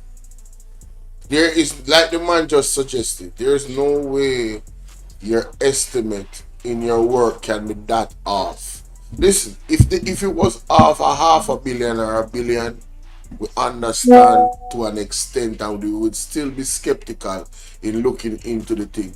But yes, you as a professional come to me and say to me, listen, it's gonna take us this amount to get this and this done. Leave some room. How you doing? What can go so, Claude? Lee Mac, what can go so? Leave some room where you cannot be exact with it, you know, when you're talking about refurbishing, you know. So leave some room for, alright, we buck up on this, and this is gonna cost some more money. But from $2 billion to $20+ billion, no man, you must see one big old donkey on my face. You take me for one big old idiot, right? So let me tell you something, and I've heard Mark Golding allude to this. When Mark Golding goes into power, you know, Mark Golding has a lot of auditing to do, you know. You understand? And Mark Golding, sir, I hope you're paying attention like you say you're paying attention. Some of the things that is being revealed on Parliamentary TV and other platforms, some important details about a lot of things and a lot of people. I think you should take sleep mark that and really look into your circle of the People's National Party and take out those snakes that are possibly there. Bumpy, big up yourself. Alright? Take out those snakes. And in terms of, you know, this particular issue, yeah man, some serious audits needs to be done. Serious audit. People need to go to prison behind this. The Carnival Regional Hospital. Seriously. I'm telling you. Let's continue. They will not accept that in their own lives, but they accept it in the country's life. Jobs for the elderly program was set up. Education. Listen, they keep saying the Jamaica, you call election, call it, make them decide then, man. Then call it now. You want to call it? Call it now, man. We and the Jamaican people ready. We can't bother with the party. The Jamaican people ready to decide. Education and human capital development. In that period, tertiary access jumped. University participation rose from 6.5% in 1991 to 19.5% in 2004. Yes, I moved from one university to 6. Universal Access Fund was also created. And we had a 500% increase in cell phones and new fiber optic infrastructure was laid. And we had to amend the legislation. Some of these people seem to believe that the cell phone came just like that. And if you have money, you buy it. Cellular phones could not have worked if the fiber optics were not run and the necessary infrastructure were not put in place. It was the People's National Party that did that. And I sat in here when they proposed the bill. But I want you to also hear this. Poverty rate reduced from 28.4% in 1990 to 9.9% in 2007. This was due to efforts such as the PATH program, the National Poverty Eradication Program that was targeted. 800 million US at that time, billions now in today's money, in investments, and the TEF fund was established. Now let us compare periods. Tertiary enrollment. Yeah, me say advertisement. Advertisement are going good enough, I tell you. Advertisement up on point. Me not like how me appreciate high. Let me see. Increased by 306%. What? Students getting access to universities and colleges. Alright, so that is a total different conversation. Right? So, tertiary access. Alright, so ladies and gentlemen, this is part 2. This is the close of part 2 of the breakdown of Mr. Damian Crawford's speech. In the next one, we're gonna continue from this point for part 3. Yes, remember to hit the like button, share the live, get us to 1,000 likes and 1,000 shares, ladies and gentlemen. Good. Alright, so let's continue from where we left off. This is part 3, Damian Crawford speech. We're on to education and education access and then some. Alright, let's go. Oh Lord, sorry about that, ladies and gentlemen. This is part 3 of Damian Crawford's speech in Parliament, debunking HOLNESS. Remember to hit the like button, get to 1,000 likes, 1,000 shares. The donation link is pinned. Follow me on Instagram. All of that good stuff. Yes. And for this month of April, that's coming up, we want to hit our goal of 20,000 subs. And I need you guys to share with 20 people. Everybody, share with 20 people. All right, let's go. Let's get it. TEF fund was established. Now let us compare periods. Tertiary enrollment increased by 306%. Students getting access to universities and colleges. It moved up by 306%. Let us look at HOLNESS period from 2016 to 2024. It moved up by 3%. It's by 3. You can see it with them, 3%. No, Damian.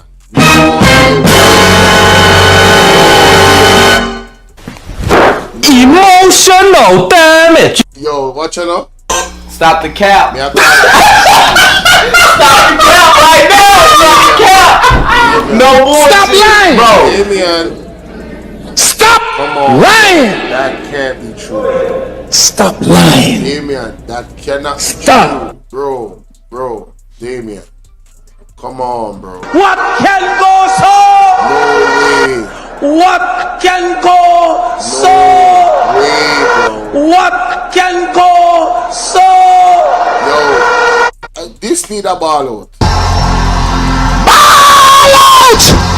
Whoa, yo. We need help, Jesus. Jamaica need help. Shift the parliament. Shift the election. Shift everything. Remove them out there. Take out the cockroach. Take out the thief. Take out the criminal them. Take out the thief them. Take out the murderer them. Take out the gang leader them. Out of parliament. Take them out. From Portland. Take them out. People, tertiary enrollment growth between 1989 and 2007 is 300+%. Jeez, me I look for see.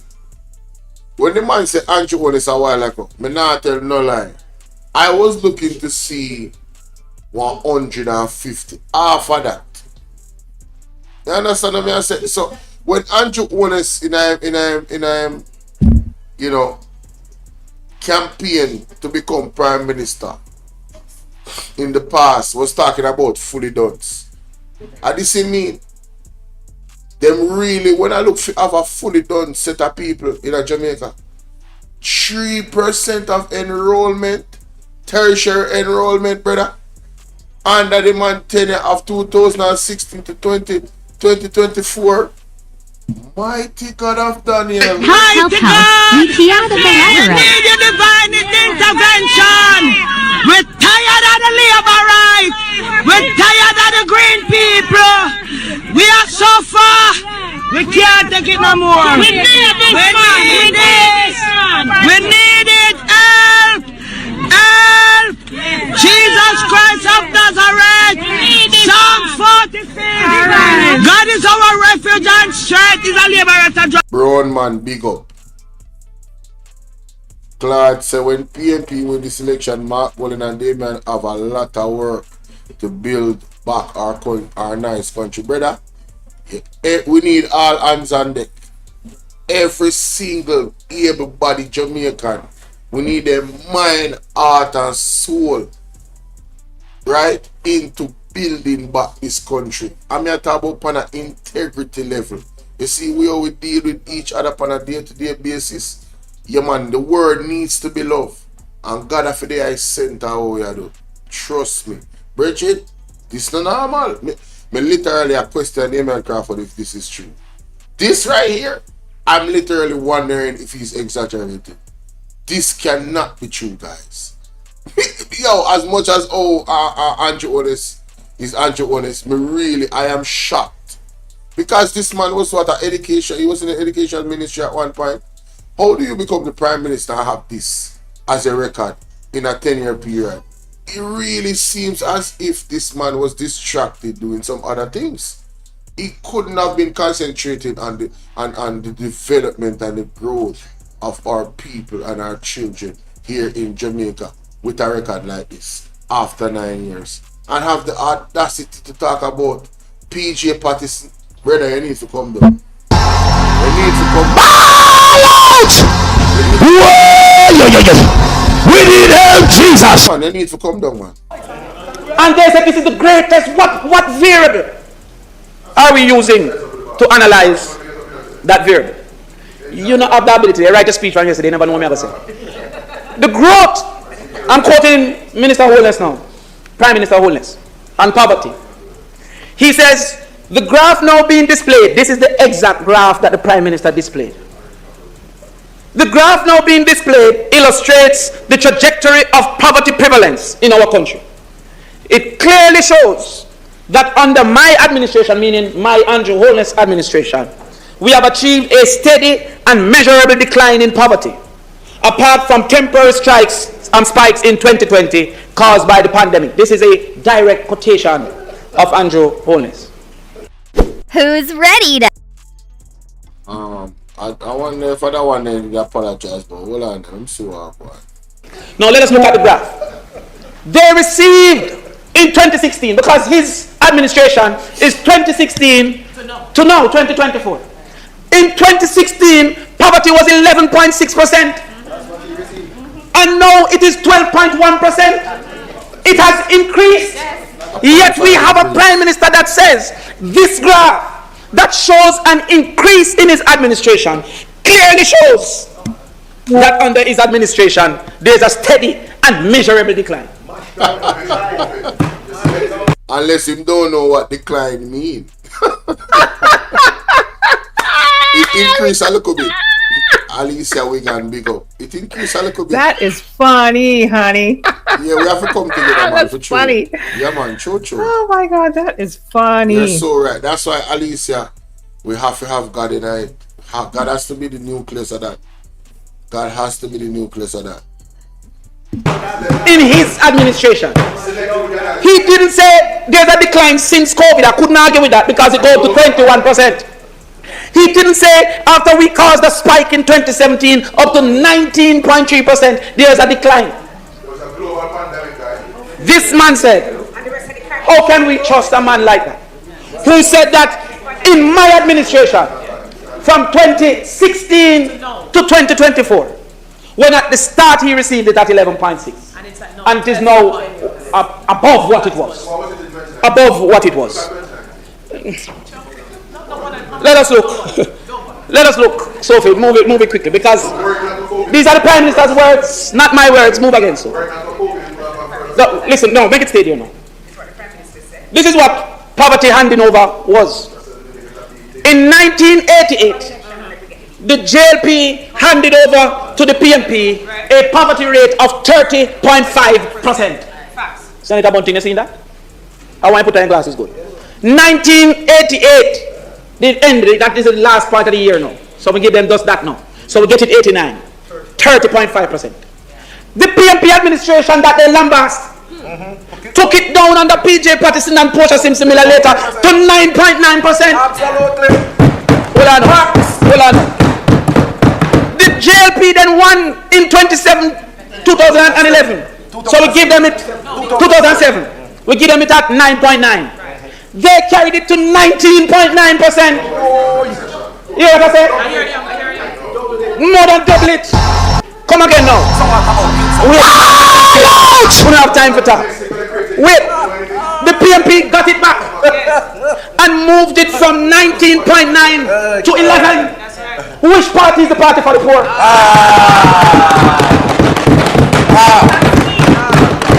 All kinds of reasons now. You should apologize to the people. Google it. Google it. No, Google I'll be on time. Yeah, we have to repeat that one for Marlon Morgan because he might talk too much and you don't want to hear the truth. People, look at the graph. Look at the graph, ladies and gentlemen. Look at the chart. Handing over poverty rates. JLP to PMP 30.5.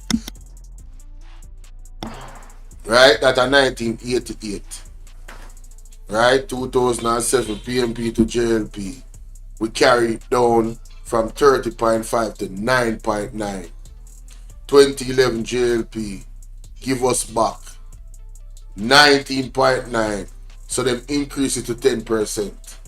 2016 we decrease it again by a 8.9%. So 8.9 is basically not no.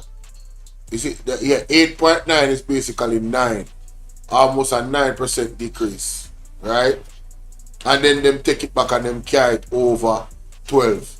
What we can say is that Andrew Holness is not the worst JLP administrator, if he was to compare himself on this graph in poverty rates, you would have to give him credit because it's just over 1% increase. However, we still can't give him full credit because of the fiscally prudent agreements that the PMP put forward so that they could not push our poverty rates too high this time. It's those agreements, that they have to follow, by law, that actually why the JLP, and I'm saying that on anybody, that's my opinion, and I think it's a solid opinion based off the facts. The fiscally prudent legislation that the PMP put forth did not allow the JLP to go on their usual hike of the poverty rates, as I can see historically. That's what changed it. Yeah, man, it might waste of time in a parliament, man. Big waste of space. The facts are there, Jamaica. PMP always better party compared to the two. It's just the truth. I hear you. More than double it. Come again now. So what about Fiscal? Wait no man, make them stay no man. We don't have time for talk. Wait, the PMP got it back and moved it from 19.9 to 11. Which party is the party for the poor?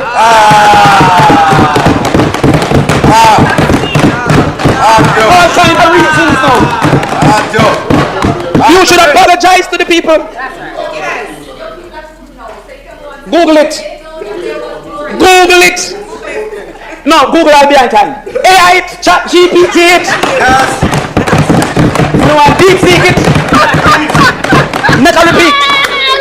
In 1988, the last day of 1988, poverty was 30.5%, created by the administration of Edward Seaga. That's the year we started to make the PMP started now and fought everything that we fought, including what they say is FinZac, including Tree Hurricane, including liberalization, including IMF, including bank failure. We took it from 30.5 to 9.9. Absolutely.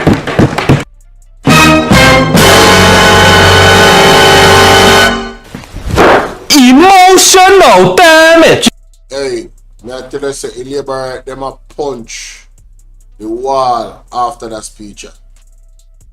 After this presentation, splash teaching, the labor, Chelsea, you know see what I got? The man rub them out, Hey, the man rub out Andrew and the whole labor right them with this speech, My, hey, context matters, Make me listen to that again. Context matters, man. Including what they say is FinZac, including That's the year we started to make the PMP started now and fought everything that we fought, including what they say is FinZac, including Tree Hurricane, including liberalization, including IMF, including bank failure. We took it from 30.5 to 9.9. Absolutely. With all the things that, how you doing, Chairman? With all the things that the man just mentioned a while ago in terms of obstacle as something that the PMP could have used as an excuse to not do well in that category. They just simply worked through it and did well. Under the Andrew led administration, yeah, you would have heard excuses for not doing well. Much like how they're leaning on Beryl now, since last year. They have been leaning on Beryl. Every single thing that they're criticized about, Beryl is brought up. I've never seen such a weak government in my entire life. And weak leadership. Weak. But let's continue. Absolute complete analysis. They then, so we saw the trajectory that was happening. Yes. And the people say, you know what, make us see what go on. Some young people said, I never seen no labor right there, let me try. And they won. What happened? It moved from 9 to 19%. You know, sorry to cut it again, but what Damian just said is exactly what happened in the 2016 election. That was the mentality of the people. We never see JLP in a power yet. Make we give them a try. Andrew look like somebody, and him young, and him must say the right thing them, and him sell the people them. Him don't tell no lie, no. That is exactly what happened in the 2016 election. And I have to say, ladies and gentlemen, although I did not vote, Andrew Holness, they tricked me too. I was like, alright, you know, hey, make me see what I'm gonna do. You understand what I say? I'm like, yo, him young, him seem to be saying the right things. Could he be a face to the JLP that is gonna change their image in terms of how he governs and how he conducts himself? And you know, one of the things that he was big on in that time was holding the government officials accountable. And I was like, yo, that's one of the things that sold for me. You can imagine my surprise now after years. This man is carried out of a lawsuit out on the Integrity Commission. If you had told me that in 2016, I would have told you you're drinking mad puss piss and you don't have no sense. I would have probably disrespected you in that way if you had told me that in 2016. If you told me that Andrew Holness would be doing what he's doing now, I would tell you, say you're mad. You're absolutely mad. Yeah, I would have told you that you're mad, man. I couldn't foresee this. I couldn't have seen this, ladies and gentlemen. Based on what they're saying, labor like salt, man. Every time they come in my shop, every time they come in, something go wrong. We don't want to bust out government, man. They then take it from 9.9 to 19.9. All right, we take it back. And what happened? It went down again dramatically to 11. And the Prime Minister, who says that clearly it is going down under his administration, have moved it from 11 to 12.1. What can go so? What? I think we have dealt with that sufficiently, Sophie. Madness. No, let's look in the madness. No, that's more written up here. This is the Prime Minister's quotation. It's feed them words, man. Use it. And feed them graph. You come like some people want to do the SB and expect to pass exam. Hello. Just continue. A one-sided thing. I don't understand. But you don't so I just did. I asked him to just leave you alone so you can continue. He doesn't have that in his repertoire, sir. I just move on. All right, thank you. The Prime Minister's statement. He says in the mid-1990s, Jamaica faced a financial sector crisis, which resulted in the collapse of a number of financial institutions. This financial sector meltdown was not caused by any exogenous shock or global crisis. In fact, the US, our major trading partner, had robust growth in the 1990s, averaging 3.4% per annum. This was purely caused by bad governance, he says, bad policy choices, he says, and poor superintendence, he continues, of the economy. FinZac was a homegrown domestic crisis, he says, wholly caused by the PMP, for which we now are only just recovering. This is a statement by Prime Minister Andrew Holness in the budget debate. Now let us check the facts, Senator Bunting, Senator Scott Matley, Senator Fraser Baines. According to data compiled by the World Bank and the IMF, more than 130 countries experienced bank sector distress between 1980 and 2002. More than 130 countries. Was PJ Patterson the Prime Minister of 130 countries? Was Omar Davies the Finance Minister of 130 countries? But you don't understand this thing. When you are looking for a causal effect. Mr. Bunting, stop it. Mr. Morgan, give the Senator Crawford. You have been at it now for an hour. Your colleagues have, in my view, given you a free rein to finish your presentation. But we have a number of speakers and you're touching on an hour now. So I'm asking the members just to allow you to complete without the intervention, either and support or otherwise. Don't forget the Prime Minister took 5 hours. Come again? Don't forget the Prime Minister take 5. Prime Minister. That's why I not take 5, I take 2. No, you see, you are the ones that gave it. I don't need to be close to the leader of the party, is Margolin. A master. Ready? If you're going to look at a causal impact, which they are suggesting, that bad government was a causal impact, then that causal impact must be specific to the space that the outcome is coming from. Now what happens? Crises in over 40 developing and transitioning economies. Many required bailouts. Asset management companies were formed, such as FinZac and IMF programs to stabilize. Let's have to move quick, so make we move quick. What were some of these countries? Countries such as Mexico, Thailand, Indonesia, North Korea, Malaysia, Russia, Turkey, Brazil, and yes, Jamaica. Go again. Come here, hurry up now. Some countries did not save their depositors. Some countries did not intervene on behalf of the pensioners, the poor people. So there were places that people lost money. Saving the money of the depositors was a conscious decision of the People's National Party government. Here.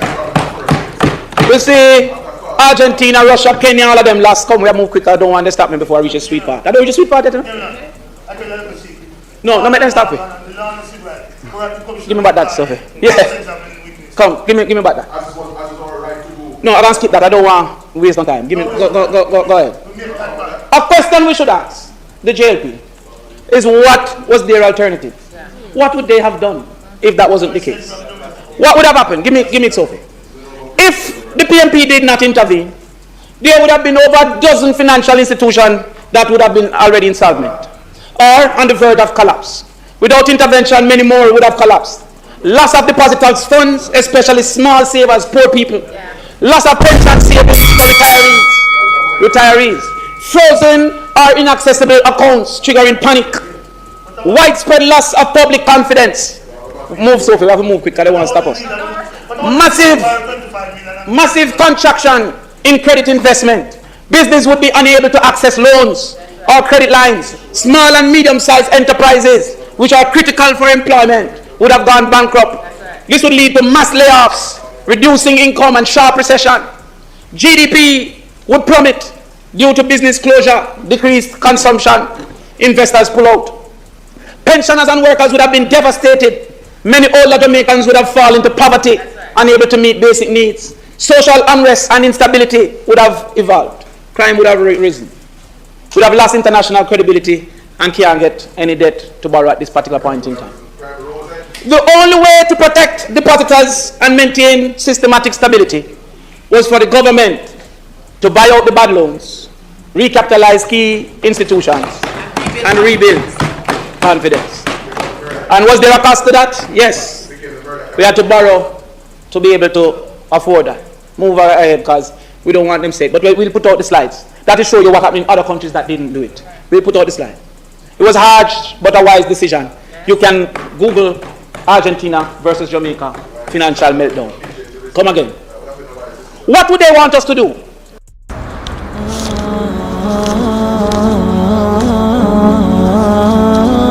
What do they want them to do? Assalamu alaikum.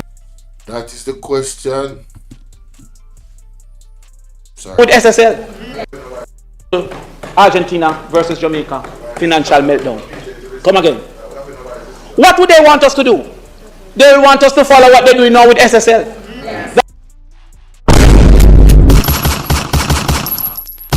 Well, he went there. He went there, ladies and gentlemen. He went there. Embarrassing. We need some milk. Would turn me up. Argentina versus Jamaica financial meltdown. Come again. What would they want us to do? They want us to follow what they're doing now with SSL. That when people like Bolton and some other people lose their money, them tell them hold up them stress. That is what they would have wanted us to do. They would have said that is fun, who put it in there, is not we telling them. Had we done that, there would have been straight destabilization of our society. Let's go to unemployment. Yes, because me I try to hurry up, it's not being allowed. Don't rush. Talk to me now. Alright, then talk to me. Let's go to unemployment. No, I'm not questioning. Give me a chance. Take a sip of water. Take a sip. Take a sip. Take 2 sips. 3 sips if necessary. My sign language expert is tired right now. Let's go. I'm not questioning the measurement of unemployment. And it suggests that 3.5% unemployment exists. However, Mr. President, we're nowhere near full employment. In economic terms, full employment doesn't mean zero unemployment. It means that nearly everyone who wants to work and is actively seeking work can find a job.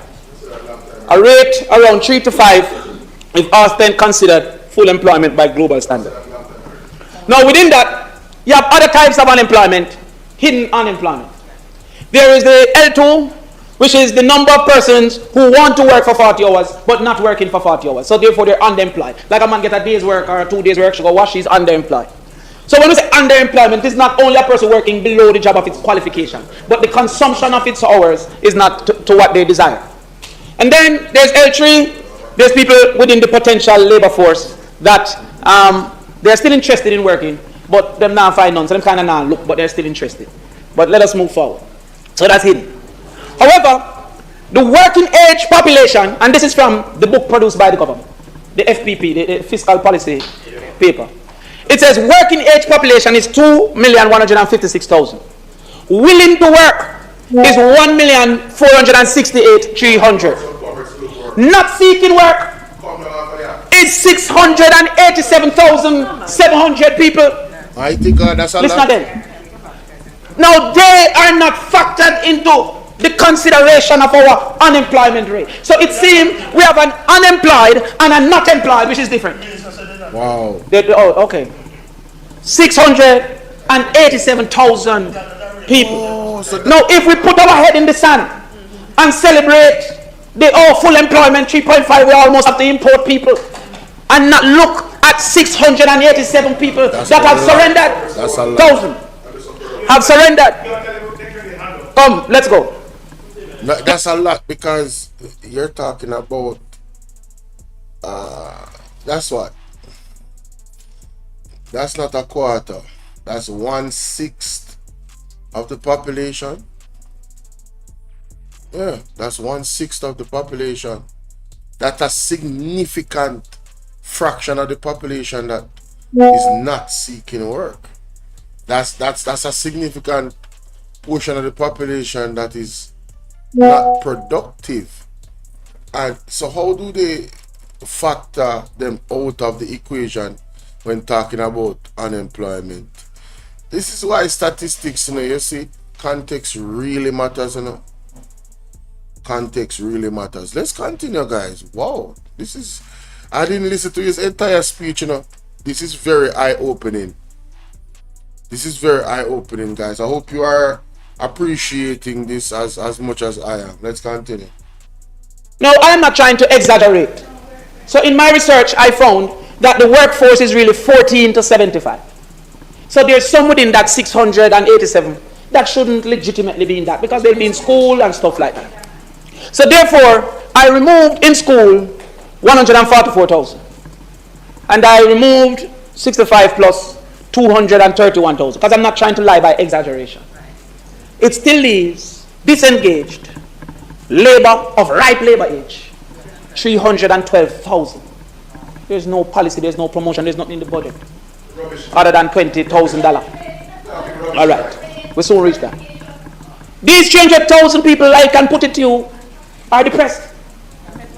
No wonder they're seeking to divert their mental state from morning till night. The only way an individual can seek to alter their mental state through alcohol consumption and drug consumption from the time of waking up to the time of going to bed is if they're in mental pain.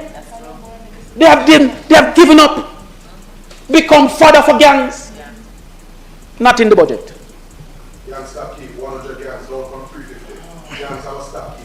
Well, you carry me to crime. You read my speech. Crime. I'm reading my speech. The biggest year over year jump in murder is 1979 to 1980. You hear people talk about PG, and the biggest jump was when the JLP decided that by any means necessary they'll win the next election. And that was 1979, it was 351 murders. 1980 it got to 899 murders. I must accept that the first year Jamaica murder count exceeded 1,000 was under the PMP's administration, and that was 1997. The highest murder year was also, I think that is incorrect. I think it's Oh, okay. I'll check it. I think, but all right. So this is correct. So the highest murder rate here was under the Jamaican Labour Party. The second was under us. Oh Lord, let's go further. Let's go further. I never wanted to tell a lie. Ready? Now, let us look, Mr. President. Mr. President, I beg you some opportunity. Let us look. Kawa Oreo. Let us look at who is the best and the worst Prime Minister as it relates to murder rate. Under Bustamante, all of this is what the Prime Minister presented, you know. All of this is what the this particular graph, this slide, this table was taken directly from the Prime Minister's speech. Ready now? Was ready? Hold on. No, not this one. I'm lying. This was yes. No, sorry. I apologize. This is not the one. If this comes from an analysis of the one, I'll carry the one soon. So I apologize. That is not true. This one is not. But let's look at the numbers. Under Bustamante, the average murder rate for his term was 92.4 murders per year. Under Michael Manley as Prime Minister, 1972 to 1980, the average murder rate for his term was 362.78 murders per year. Under Edward Seaga, 1981 to 1988, the average murder rate was 446 per year.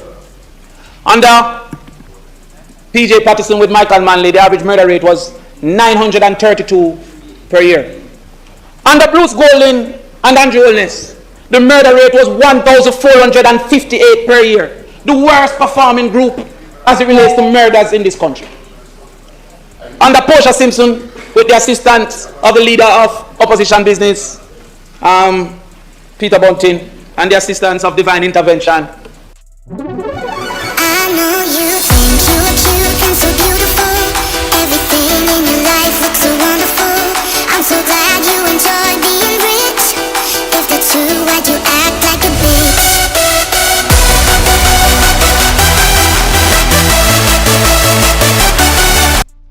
There was a 1,127.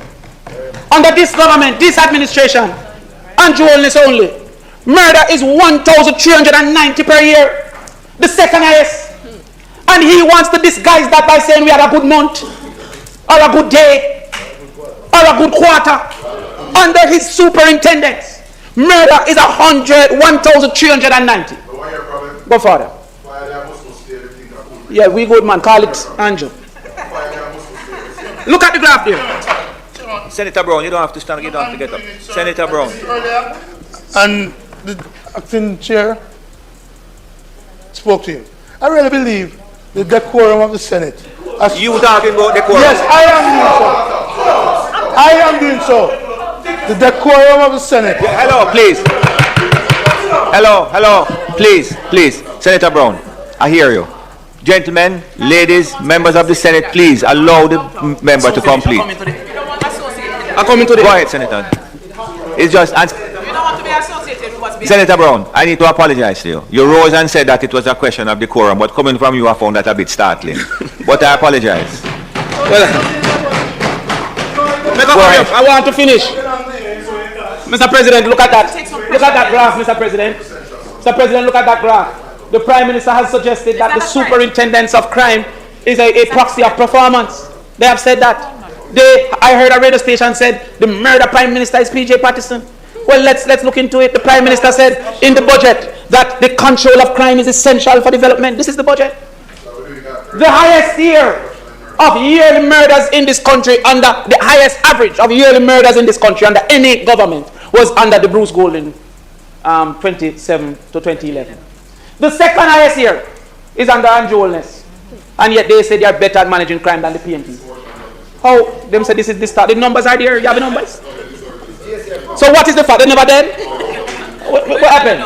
Let me stop there. Let's look at this iteration from 2012, where some of us were present, to now. The gold medal, 2017.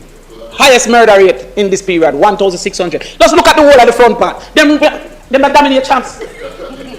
JLP 2017, JLP 2022, JLP 2021, JLP 2023, JLP 2016, JLP 2019, JLP 2020, JLP 2018. Every lane full. And look at what we had. 4 of the 5 lowest murder rates. What am I going to say now? Financial crisis? Bargain. The Prime Minister said in his speech, if you increase it and decrease it, how you forget praise when you don't reach where it was when you got it? I don't understand what they're saying. Let us recall the Prime Minister says, and this is from his budget speech, I quote, let us recall that the drop in murders from 2009 to 2014, for which the opposition seeks to take credit, was a direct result of the SOE launched in May 2010 by Jamaica Labour Party administration. Remember what I tell you they're depending on. That the children don't know and the adults have forgotten. Let me remind them. People, hey, Jerrymandering, me have to play that back. Me not be sure what you want to say. That last minute there, mighty God. I have to go to the bathroom, ladies and gentlemen, real quick. Alright? That's why I look at music at the place. So I have to run out because I listen to it on my phone, you know. To make sure it's an advertisement that can disturb. My goodness. Ready now? Yes. What's ready? Hold on. No, not this one. I'm lying. This was yes. No, sorry, I apologize. This is not the one. You see how quick it, and I really wanted to make this point. You see how easy it is for the PMP members to apologize when they made an error and say that they were wrong. This is a character trait that is not prevalent, that is not existing in the DNA of the Jamaica Labour Party of present. They never do anything wrong. They always have an excuse. Look at the Portmore Parish Bill. Somehow Terry Longtongue is trying to say that the JLP win. And we are going to mash down that lie too. You understand? On this live stream. I do a marathon this morning, you know, because we have a lot to cover. You understand? We're going to mash down the Portmore Bill lie. Right? When they were clearly gerrymandering and now they want to say, oh, we weren't going to put it into legislate it or put it into law just yet until we iron out. Man, listen. Me hear so them have secret meeting last night, ladies and gentlemen. You hear about it? Look who sus me up Andre Stevens when the show starts. Say them have secret JLP meeting. Run at one place, run at one part. I saw it bad that allegedly the JLP have secret meeting. Then I what them could have saying at the meeting where they don't want the media to hear. I wonder if is that not a sign of an entity that doesn't want to have accountability? Because the vlogger them deal with them bad still, you know? The vlogger them deal with them bad. Every lie them tell them pull the file and HOLNESS. And seeing this one, we pulling the file again.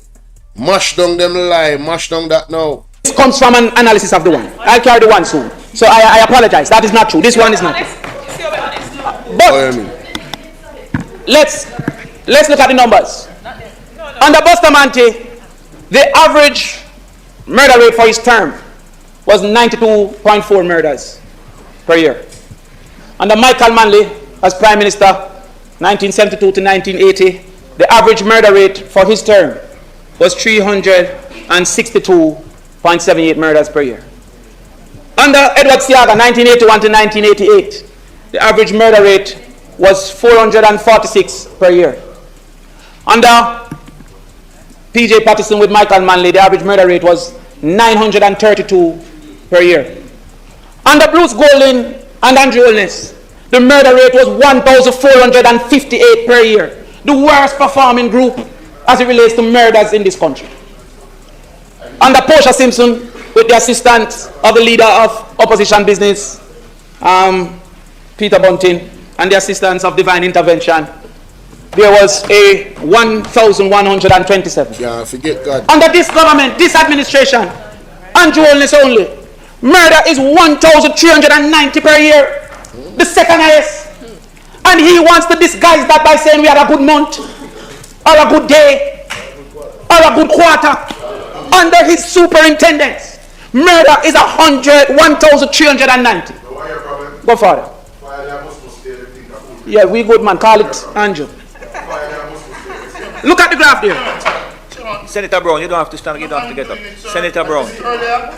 And the acting chair spoke to him. I really believe the decorum of the Senate. You talking about decorum? Yes, I am doing so. The decorum of the Senate. Hello, please. Hello, please. Senator Brown, I hear you. Gentlemen, ladies, members of the Senate, please allow the member to complete. I'm coming to the. Go ahead, Senator. It's just. You don't want to be associated with what's being Senator Brown, I need to apologize to you. You rose and said that it was a question of decorum, but coming from you, I found that a bit startling. But I apologize. Well, I want to finish. Mr. President, look at that. Look at that graph, Mr. President. The Prime Minister has suggested that the superintendence of crime is a proxy of performance. They have said that. I heard a radio station said the murder Prime Minister is PJ Patterson. Well, let's look into it. The Prime Minister said the murder Prime Minister is PJ Patterson. People take a screenshot of that graph there.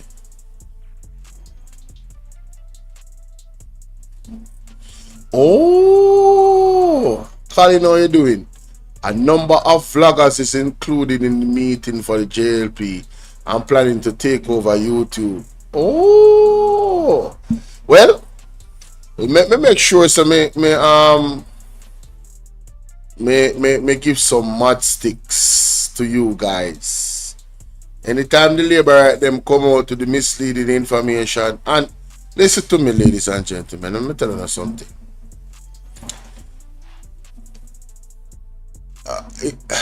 It is easy to really fight the enemy in terms of misleading information. All you have to do is not listen to them. When you guys go over there and you guys are in the chats trying to fight them, you're helping their algorithm. You see, when you're over on these types of platforms that is telling you the truth, you have to give that type of engagement to the truth. React to the truth more aggressively than you react to the lie. You understand what I'm saying? I noticed that you guys listen and you guys pay attention and you don't really type over here on my platform. Even when I have 800 people in the chat or 1,000 people in the chat, you guys don't really type. But I'm telling you, these are the platforms that should be typing in. Me notice one another day over the other platform and I engage with the labor right them. And them a tell lie, I don't know like what them a say when I react. You guys are helping those platforms to grow and get them in the algorithm more because of those engagements. There's a science to the algorithm and to YouTube. Alright? So that's what they're really doing. Kimon, how you doing? The screen. Salute. in the budget that the control of crime is essential for development. This is the budget. The highest year of yearly murders in this country, under the highest average of yearly murders in this country under any government, was under the Bruce Golding 27 to 2011. The second highest year is under Andrew HOLNESS, and yet they say they are better at managing crime than the PMP. It's tools, harder. So we said no distractions. No distractions. How? Them say this is the start. The numbers are there. You have the numbers. Yeah, big up. So what is the fact? They never dead? What happened? Give me something.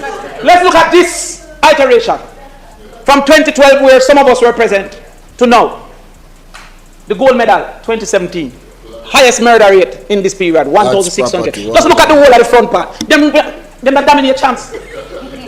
JLP 2017, JLP 2022, JLP 2021, JLP 2023, JLP 2016, JLP 2019, JLP 2020. People, take a picture of this graph. This is alarming. This is alarming. Look at this. Look at this. JP 2018. Every lane full. And look at what we had. Big up. 4 of the 5 lowest murder rates. What am I going to say now? Financial crisis? Go again. The Prime Minister said in his speech, if you increase it and decrease it, how you forget praise when you don't reach where it was when you got it? You got to understand what they're saying. Let us recall the Prime Minister says, and this is from his budget speech, I quote, let us recall that the drop in murders from 2009 to 2014, for which the opposition seeks to take credit, was a direct result of the SOE launched in May 2010 by Jamaica Labour Party administration. Remember what I tell you they're depending on? That the children don't know and the adults have forgotten. Let me remind them. The May 2010 state of emergency was not an effort or a decision to fight crime. It was based on the fact, you know what you say? That there was a crisis in Tivoli Garden. In 2009, let us remind the people, the United States requested the extradition of Dodos Cook, who was a known gang leader and a considered head of the Shower Posse, a violent transnational criminal organization. He was also seen as a powerful figure with political loyalty to the Jamaica Labour Party.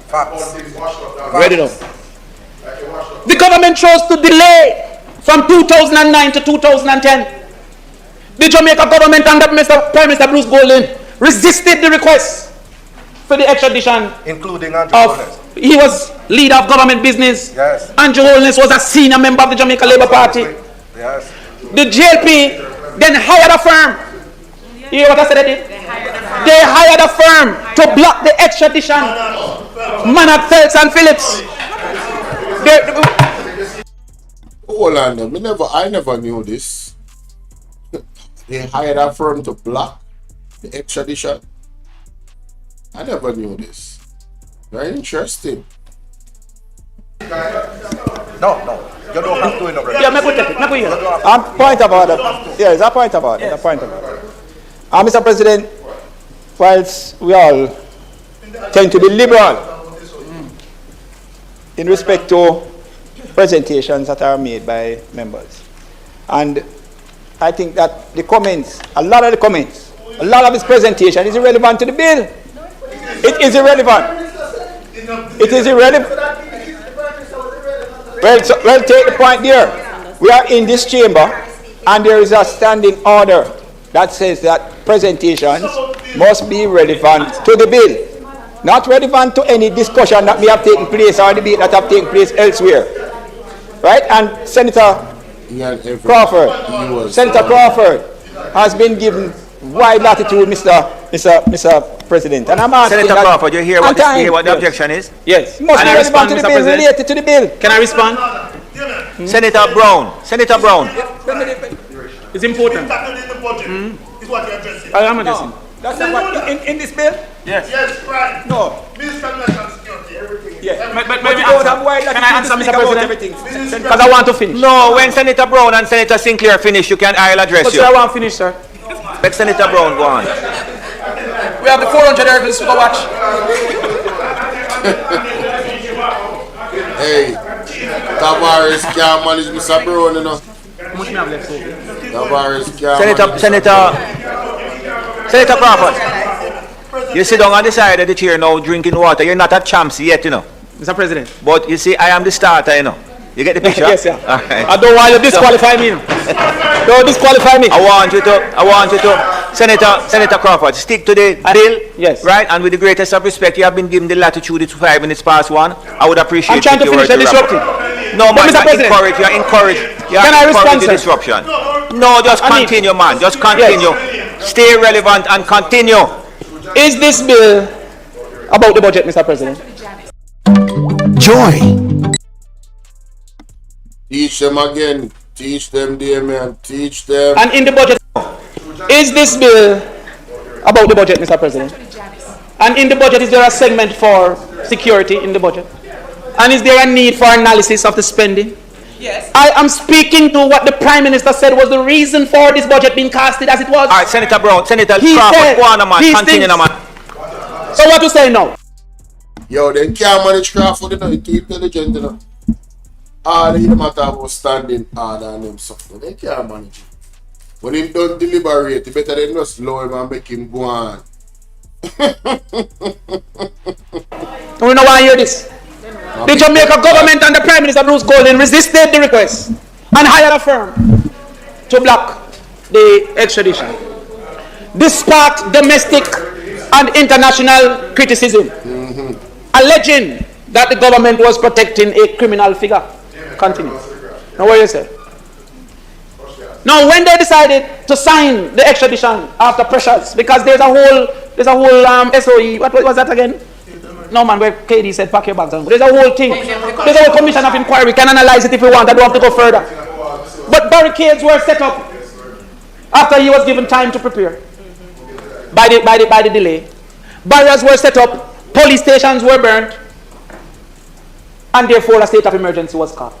The state of emergency was not called out of a cabinet decision to fight crime. That's not true. But continue. The government declared the state of emergency. Security forces launched an assault on Tivoli Garden, and 73 deaths happened. I think this is 73 civilians. And they're talking about apologize. Have they apologized to Tivoli Gardens, one of their chief supporting communities, for the deaths that they caused with their decisions? But then... That's an excellent point. All JLP people really continue to support them in that area. Tivoli people understand after the yo, I don't understand what people. May I tell you the truth? What is the line? I want to ask the people. You know, I don't know if any of them is listening, but let me just put it out there in the airwaves. What is the line for you where government is concerned? What can they do for you to say, all right, you know what, this is it. You have crossed this line, and we're not going to go any further with this. What is it? Tell me, please explain it to me. Because these types of things really bother me. I don't really understand how to really function in them capacity and still afford for these people. You know?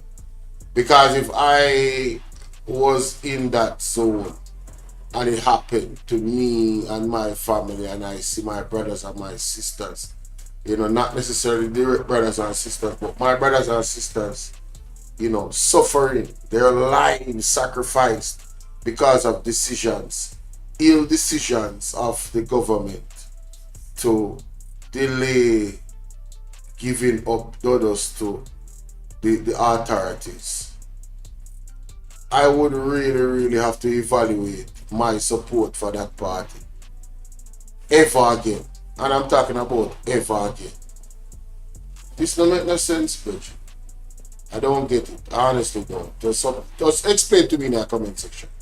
The Prime Minister in that thing, go down some more, Sophie. Next one. Suggested that the Prime Minister suggested in his presentation that if the PMP did not end that state of emergency, that crime would have gone down further. Let's look at it, because the truth is their enemy. This is, go back up and show them the picture so they know it's true. Up. Hi, welcome to...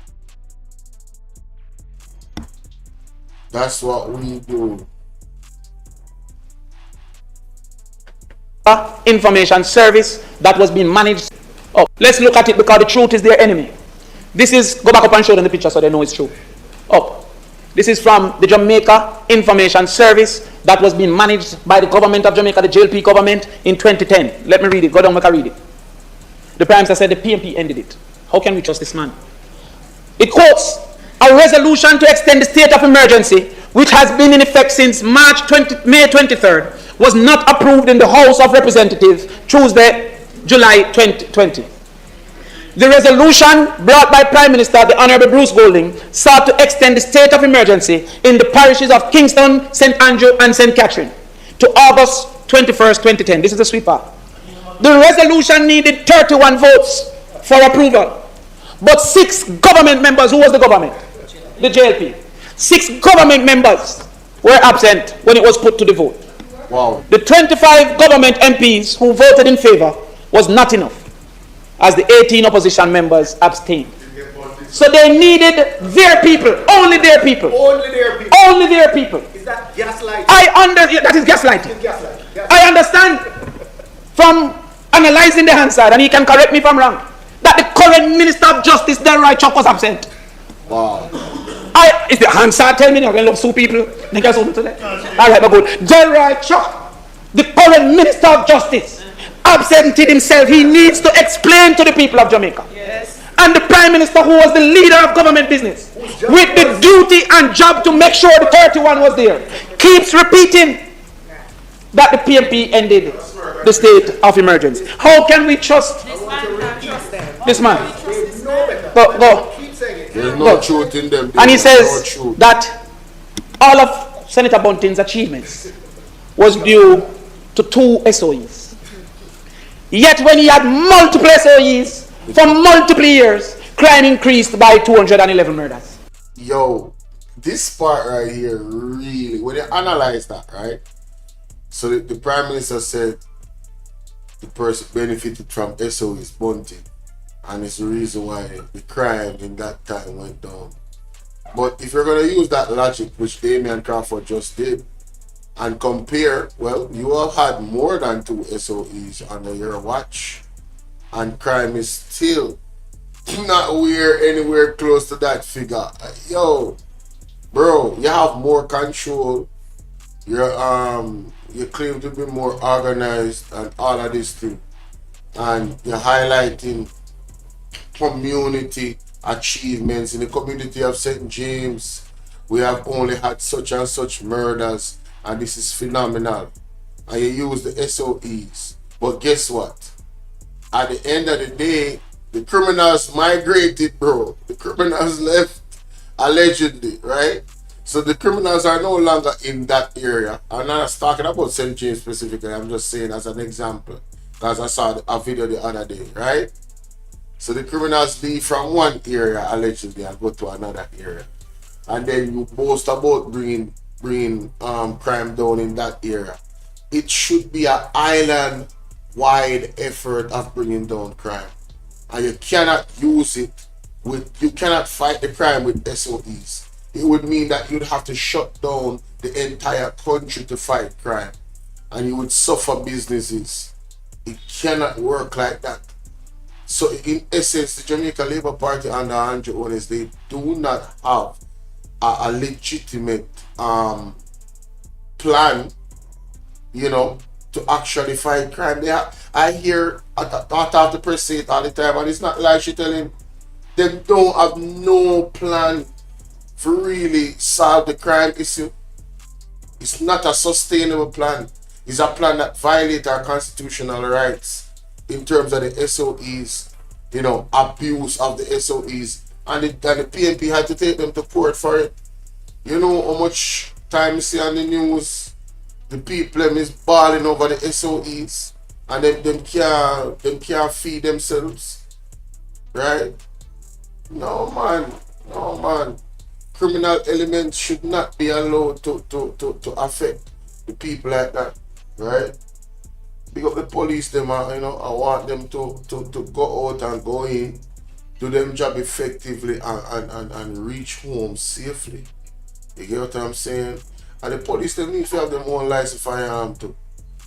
Right? They need to have them weapon. And I'm talking about the good police. You see the police them that have a trigger happy problem, and them is too peppery, and them have some bad thing and so no. Don't give those ones guns. Give the ones that are level-headed. You understand? Give them the opportunity to have them own gun. Bolo, you have to get into politics at the representation level. Chelsea, no easy, no. Chelsea, you're not the only one that has said that. All I'm doing is really giving my understanding of what DAMIAN CRAWFORD is saying. You get me? I added my thing to it. based off observation. But let's continue. Between 2018 when he started his SOEs and when, but 20 or 20? After. But Bruce Golding's 2 was the reason why 4 years after you could be successful. Now, what that makes sense? What can go so? What can go so? This is the type of analysis that the Prime Minister is giving. No, they said they save for a rainy day. I hear the finance minister said, oh, we save, and when we save, we can spend, and we can save for a rainy day. They said the PMP is not the saving party. Well, let's analyze a rainy day, because COVID-19 was a rainy day. Yes. If there's ever a rainy day, COVID-19, let's analyze. Let's analyze. Me already tell you about that already. Lies will not win you this election. And now I go to a lie. But when COVID came, they depended on the NHF, which was created by the People's National Party. That is the PMP saving fund that they had to raise. Go on again, so if I don't want it too long. Embarrassing. We need some milk, which was created by the People's National Party. That is the PMP saving fund that they had to raise. Go on again, so if I don't want it too long. When COVID came, they depended on the Universal Access Fund. All of the spending for children to get access on the wireless, and that was PMP saving fund. Come again. They depended on the Tourism Enhancement Fund. They depended on NHC. Created by the People's National Party. E-learning Jamaica. PMP saving fund. JC. PMP saving fund. Come again. Chase fund. PMP saving fund. Had it not been for the PMP saving fund, they could not have executed 40 years ago.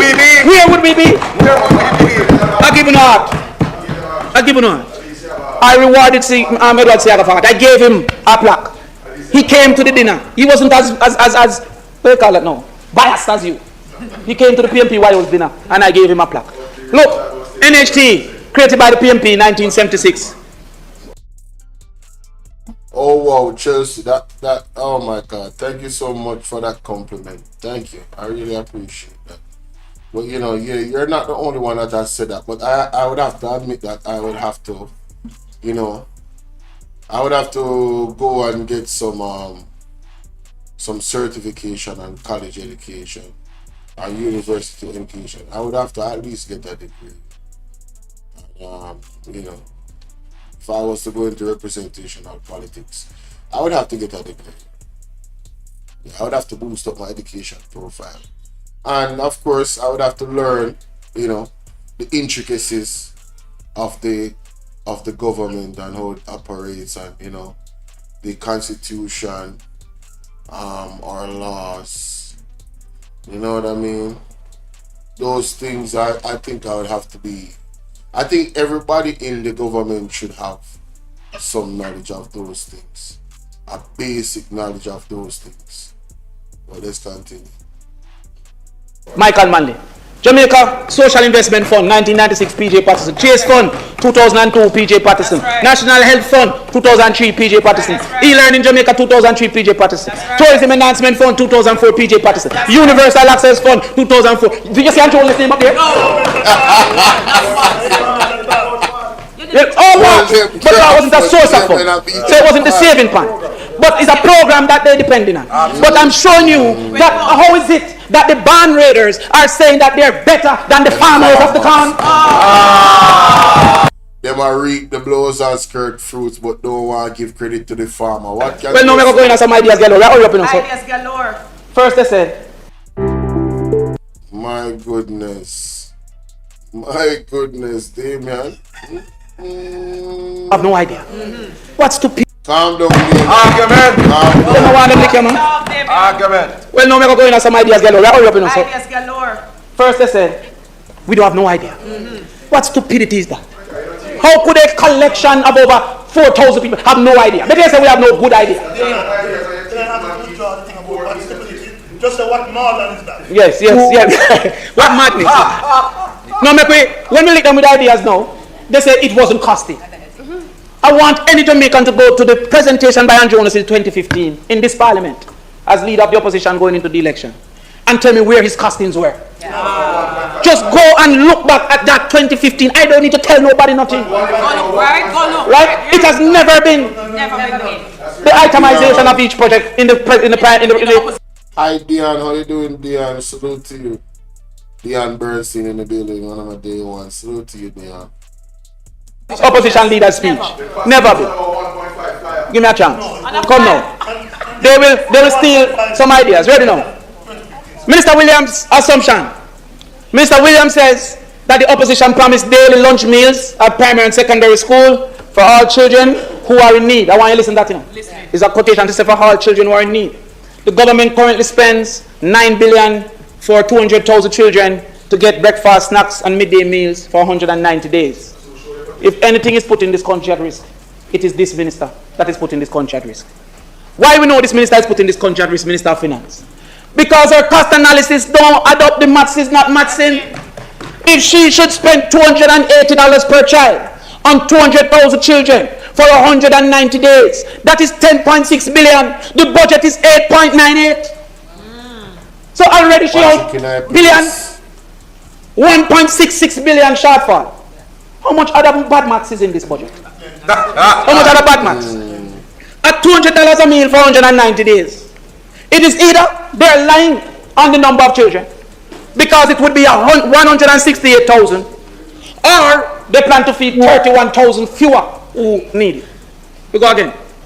Let us not forget that in her analysis of the PMP's proposal, she said 400,000 children are in need. The JLP's proposal is to feed 168. They have decided to sacrifice in this budget 231,203 children that she says, as the former Minister of Education, she should know. That is not in the budget. But she says the PMP needed number is 400,000. She should know. We go to transportation. 50% deep rural problems. Again, Sophie, rural problems. Let's look at student transportation. Oh Lord. Well, let's look. Student transportation. The JLP main program, we have RIDE, Rural Initiative for Delivering Education. They have a national rural school bus system. Number of students to benefit, 50,000 from the PMP side. The current number of students benefit from the PATH RIDE program is 7,500.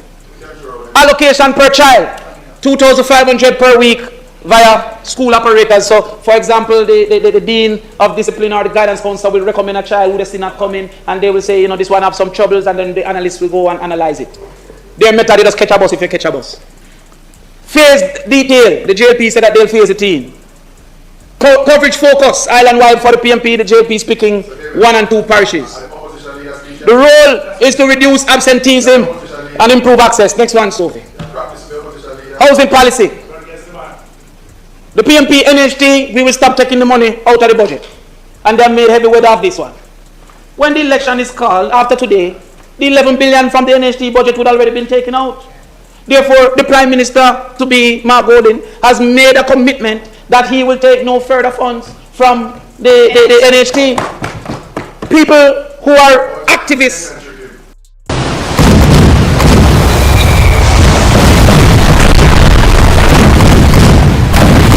and acting as journalists are saying, then why is it in this budget?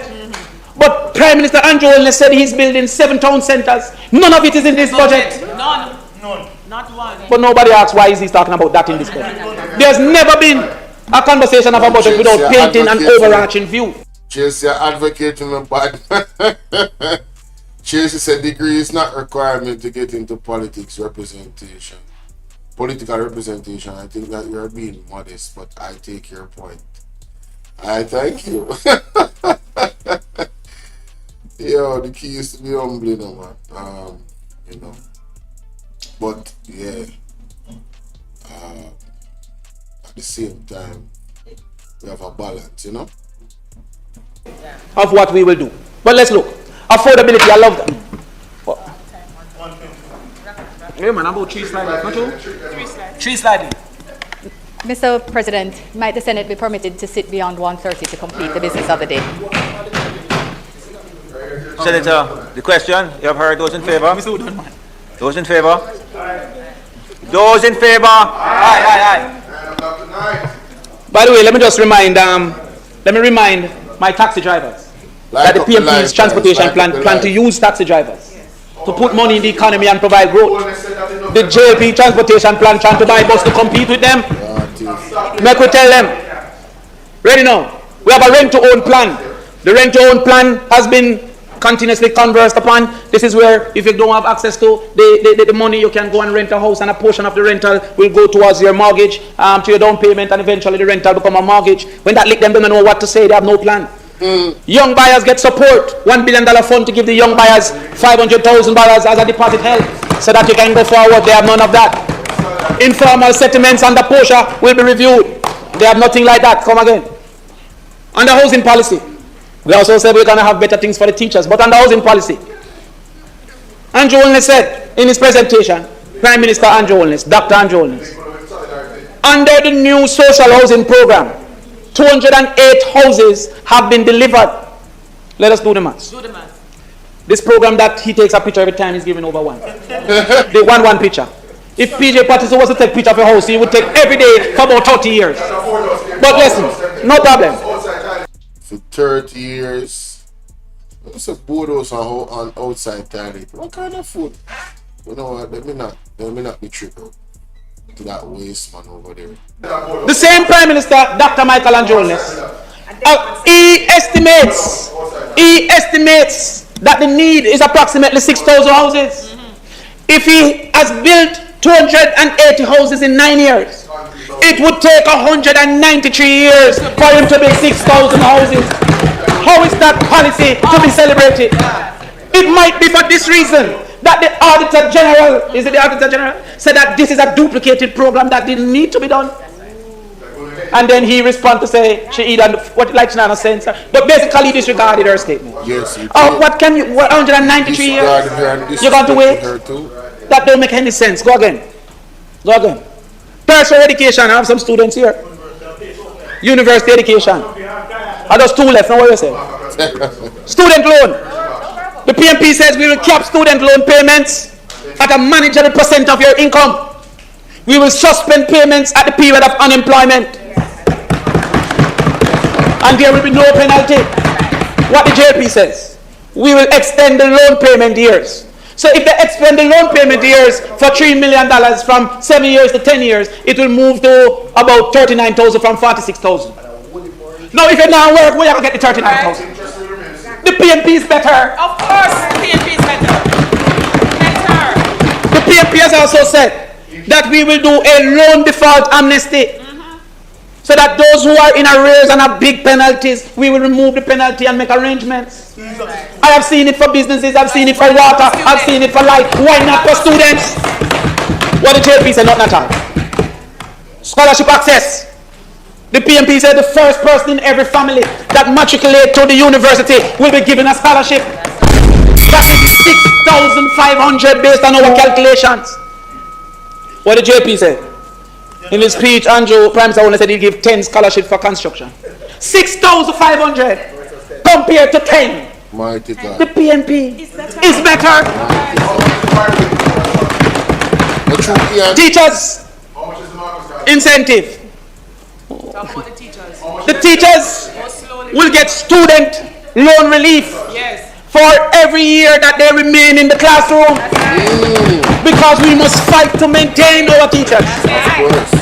They will also be considered for some form of concession after every 5 years that they stay in the classroom. They don't have to migrate for house and car. It's one side, like nobody stop it now. What the JLP says, they don't remember teacher none at all. They don't remember teacher none at all. They don't remember police neither. With all the effort that the police are putting them in the line of fire, many police and soldiers cannot get a license for firearms, Senator Bunting. You know that? Wow. And they are now being exposed. See them down a stoplight, everybody see them, everybody know them. They have an M16 or a SLR for the government in the day, and they cannot get approved for a 9mm in the night. Hey, the advertisement come perfect. Yo, Chelsea, you gotta chill.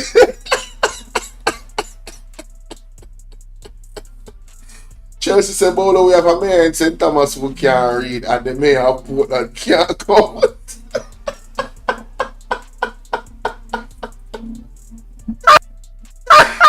Oh my Embarrassing. God. We need some milk. can't argue with that, man. Yo, That I'm is funny, sorry. I honey. can't argue with that. You got me. That's funny. Oh my God, that is funny. Oh, Jesus, have mercy on our soul. No, sir. Finally, maybe 6. Oh my goodness. Hey, Chelsea, I guess you'll have to advocate for me then. Warren Moore, you know, let me tell you something. You see, it's the nasty nature of politics, you know. Especially Jamaican politics that I don't like. I can't be a hypocrite. I am like Andre Hart. You know, I really want better for this country. I want better for every single individual. I want us to be productive. And I know that we have the talent here in Jamaica. I know that we have the minds. It's to harness them through education at a young age. You see the way how they do it in the Asian countries. You see the structure that they put into education to teach their children not only the culture but also tangible things they would need to maneuver through life. You notice how they deal with the kids? Let me, you know what? I'm gonna find a video after this. This is so finished. Hold on. Will give approval. They have a M16 or a SLR for the government in the day, and they cannot get approved for a 9mm in the night. When we get into power, we will give special consideration to the security forces for a licensed firearm. You can't buy the library. Listen, man. The teachers will get tax relief on their laptops, and we will treat the internet as a tool of trade because you have to have information to teach. This is not addressed by the JLP. We can move on to skill training, but the time is upon us. Because we said that we're going to do a special program to put into all the high schools 4 options of vocational study and have a vocational pathway from 10th grade to 13th grade where you graduate with a level 4 in vocation. They have proposed special projects such as Lift and Care program and mentorship for students. I don't know. Go ahead. The PMP is better. Now let us look at quickly total children or total youth age 17 to 19 to 29. I only have 1 slide left in office. Stop me now. Just 2 more, lick and everything all right. Just 2 more pop-up. Just 2 more of this. No. Nobody watch my style. Can we take it? Me.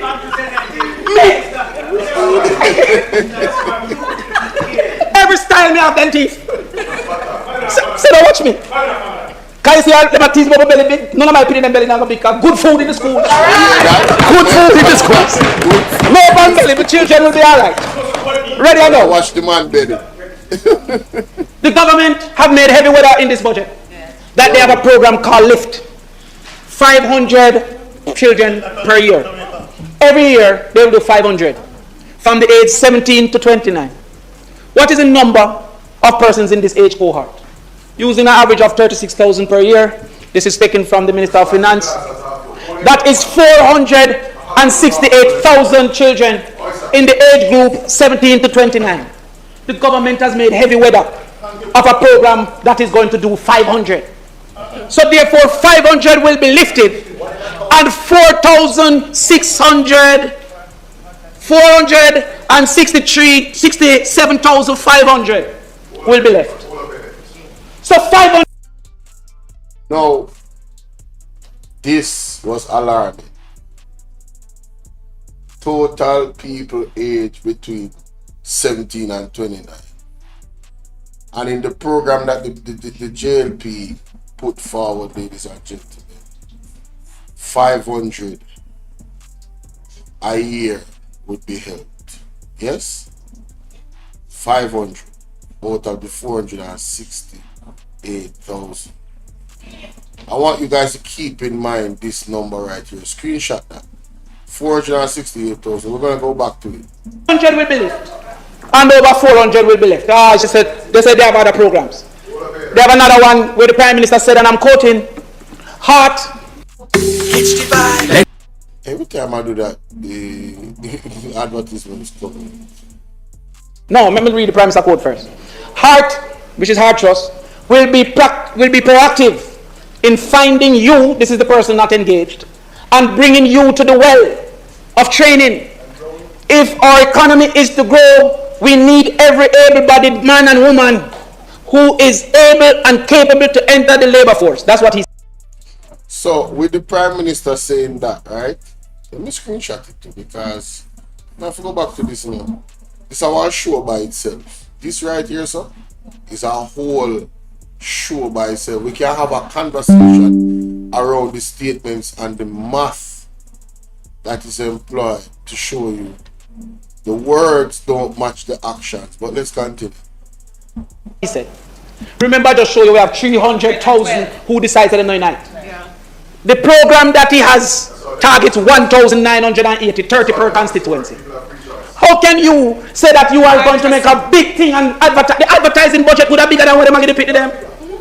Because that's the Mayor Spark, I tell time by spark. Why we need the road to fix? The time by spark. They have done that alone. Now, on the radio, finally, Mr. President, I have heard Senator Morgan make heavy weather. And I've also seen my former friend, Darrell Vaz.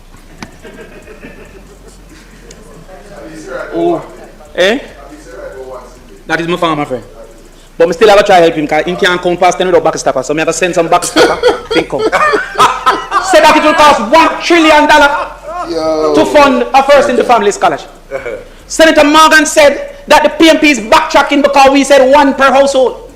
They don't understand the difference between a policy objective and a policy strategy. Understand a policy objective and a policy strategy. Listen to what everyone saying. The objective is to have 1 degree per household. And therefore we're going to implement a strategy where the first child in every household to matriculate will get a scholarship to the end university upon which they matriculate. Policy, aim, strategy. That is it. The policy is aimed towards getting 1 child a degree per household. That is the aim. So you put the policy in place and the strategy to maneuver that objective. That's it. And that's what they were opposing, you know. But because they never did come up with the idea, that's why, you know. Chelsea, I killed me today. Now I understand why DAMIAN CRAWFORD said that Andrew HOLNESS is not as bright as him when he was in his first grade. True, I remember when he said that. He went to idle. Jamaica. Go again, so.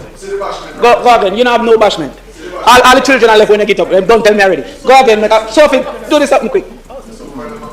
Oh, so Mr. President, when you look at the history, the PMP is better.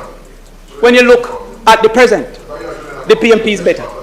When you look at the ideas, the PMP is better. So all I want to say in closing, Mr. President, is that the JLP should call the election and come down peacefully. Thank you, Mr. President.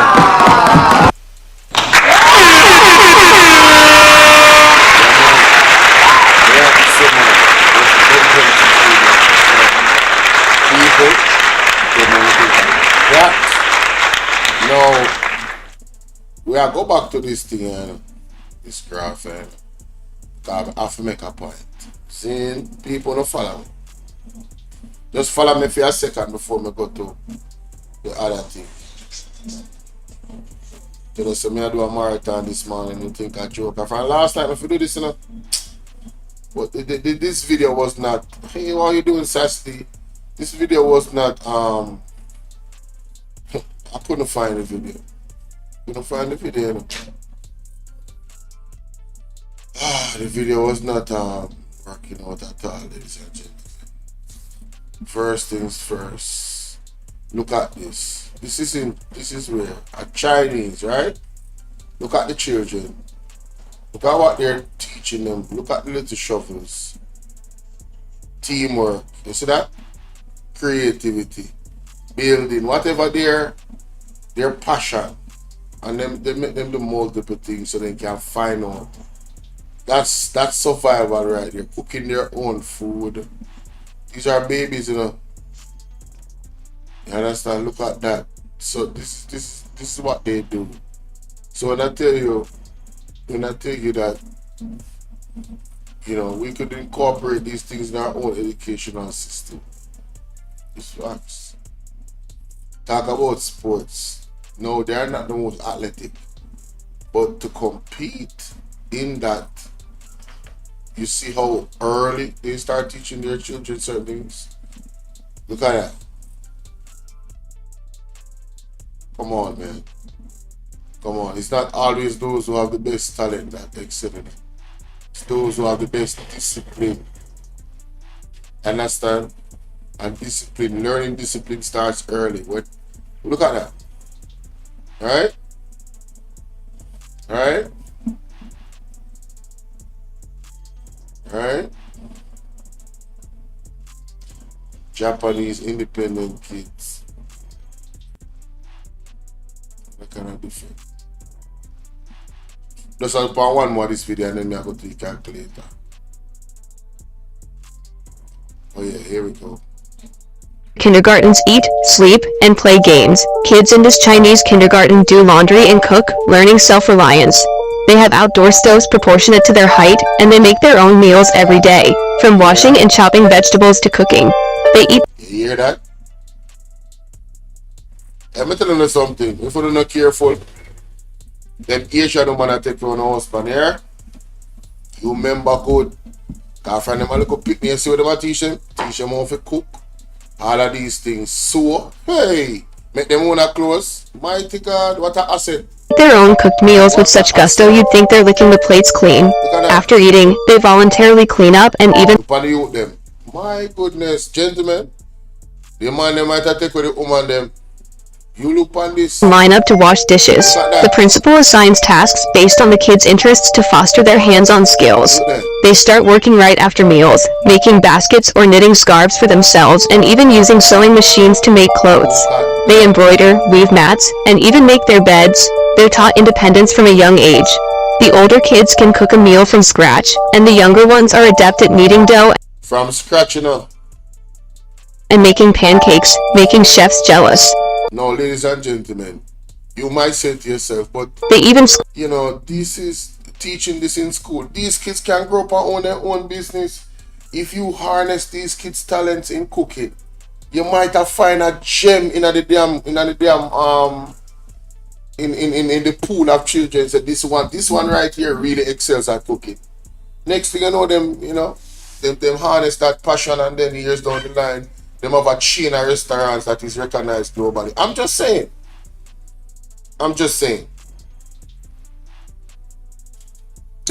Yes, I see what any man that can be taken, they don't want them. They can't stay there. The point of the matter is, if you don't raise your value, right? You're in a competitive market no matter where you want to say. Right? Whether you are the man or the woman. Because the woman look for something and the man look for something. So if you don't raise your value, even a religious man looks into what the woman has to offer based off the religious tenets of the Bible. So whether you want to take it religious or you want to take it you know, just normally, either way. Now let's go to the calculator, ladies and gentlemen. We have to do this. I'm sorry. Damian Crawford just brought up something a while ago that has to be examined. More for sure, no, there's levels to this, yes? So this is the picture that you showed, right? Alright? This is the picture. Let's zoom in on the picture a bit. Alright, so the total age of the kids is between 17 and 29. Let me take down the calculator a bit, because I want the calculator to coincide with the picture at the same time. So let me zone down the calculator a bit, yes? Alright, here we go. Put the calculator right over here, so. No, don't do that. Alright. Oh, can't go no smaller. Is that real? Oh, that sucks. Alright, let me see what I can do.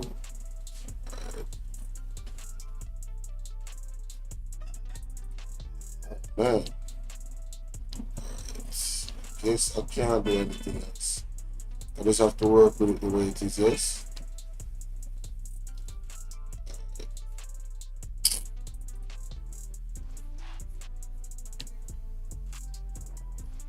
Alright, I think that's good. Yeah, man, that's the best we can do. Right there. Boom. Alright, that's good enough.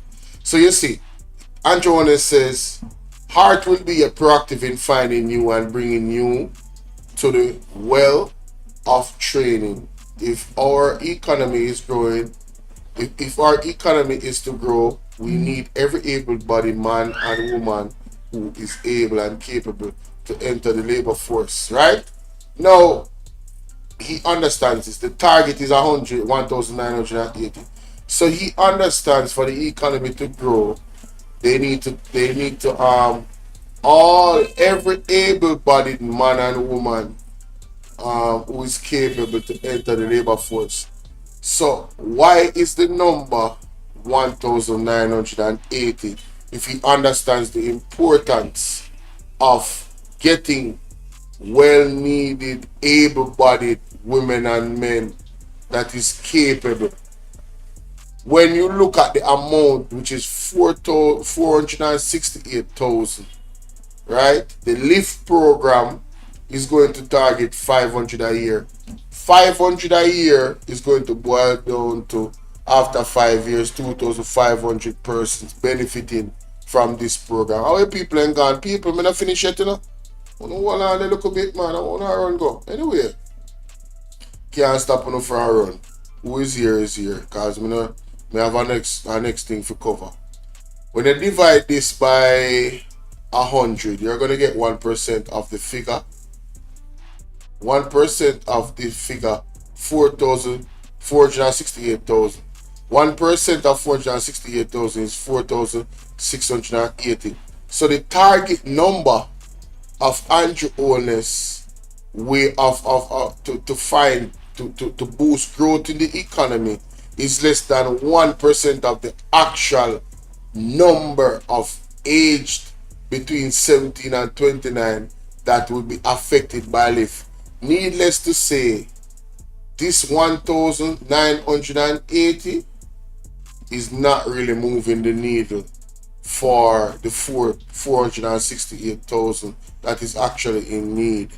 You're not moving the needle, and this number would grow over time, over the 5 years. Yes. So let us examine the 1% of the 468,000. We're gonna divide that again by 100, ladies and gentlemen. Yes. All right. So this is 1% of 1%, which is 46.8. Right. 46.8.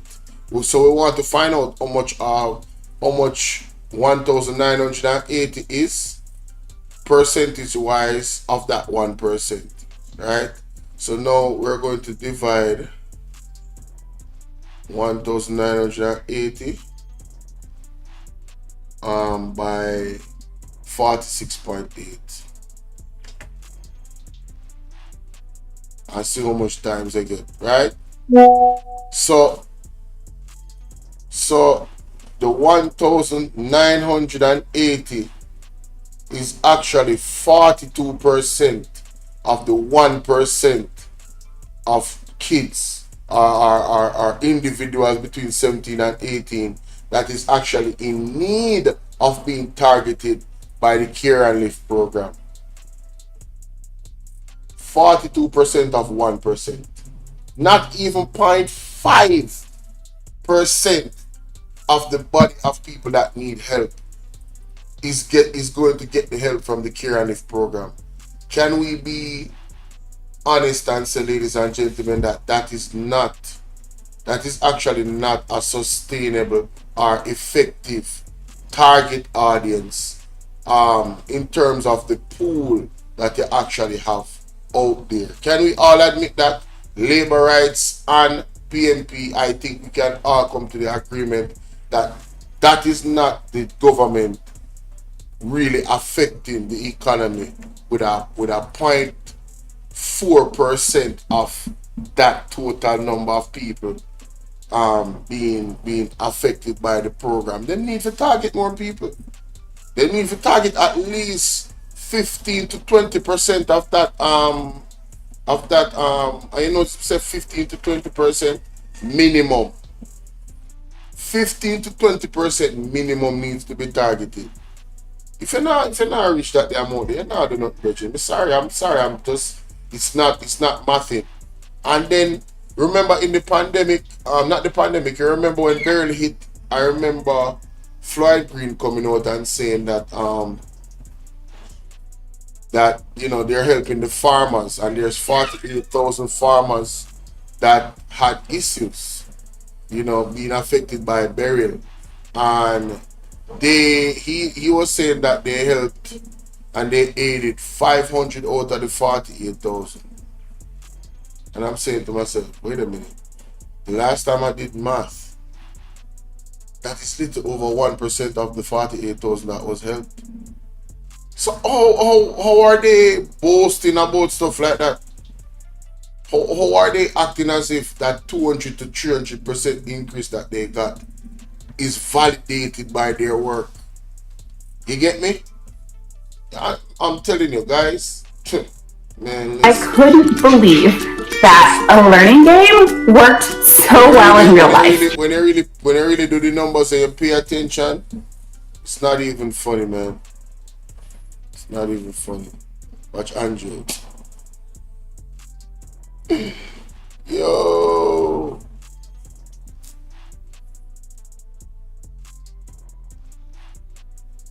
Yo, Chelsea, stop buttering me up, man. You're gonna make me blush. Lord have mercy. Man, Chelsea out here trying to... Hey, Sassy D. Hey, man. Yo, Chelsea out here buttering me up, bro. Lord have mercy. Chelsea got me blushing right now. Oh, Bolo, your analytical skills. Oh, my God. Unmatched when compared to 99%. Oh, well. If you're talking about the JLP members of Parliament, oh, yes. That is factual. That is factual. I agree. Because they be pissing me off when I listen to them. I'm like, what? What are you talking about, bro? Anyway, ladies and gentlemen, let me get to this. Lord have mercy. Andre Stevens, man. Trust me. Gotta give it up to him, man. Hey, I can't see this type of exclusive and not react to it. I'm sorry and I apologize. This is an important moment in our history. The JLP decided that they were, make a decision to pass a bill for us to have Portmore as a parish. And finally, we have not only a full update from both sides of the spectrum, but we have a lawyer and a member of Parliament, Lupan Sassy. We have Mr. Fitz Jackson being interviewed by Andre Stevens on Panaja TV about the what happened in court, and what does the result actually mean. And I believe that this is something that needs to be documented because, again, the Jamaica Labour Party has seen it fit to violate our constitutional rights. And these things need to be documented and understood, and we show the facts. Because we don't want 10 years from now, 20 years from now, you see people saying that, the narrative switch, the PNP is always trying to go against the Constitution. Or 50 years from now, you hear say, the PNP is always trying to go against the Constitution, and the jail. No. That is what we're not going to allow to happen. So this is important. Let's go, ladies and gentlemen, into it. Alright? Let's go. Happen in the court today. Drink some water. No, cool down. Me a cool down. Lord Jesus. Everybody a call me. Students, me good man. Hey! Drink some of the water. Producer, any of my guests them that here?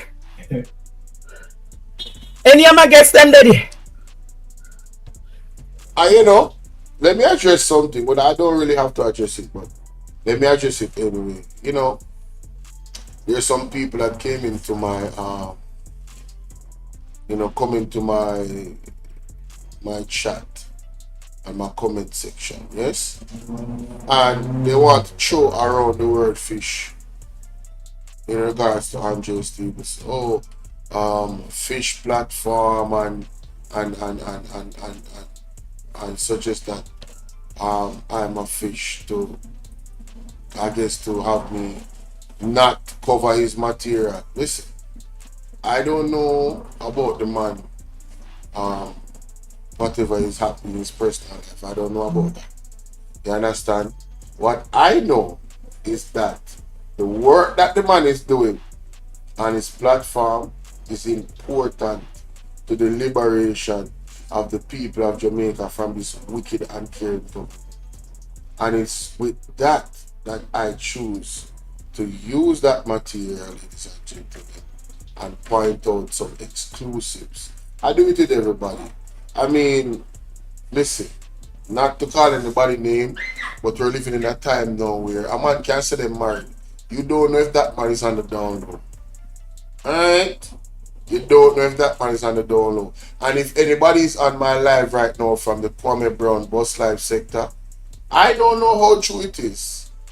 But somebody mentioned to me that my picture was being plastered on somebody's profile when I was on one of my, allegedly, I don't know if it's true, somebody's profile, and the description of the picture is that I was on my pillow, I didn't have on any shirt, and I've done lives like that already, or maybe I've done, maybe somebody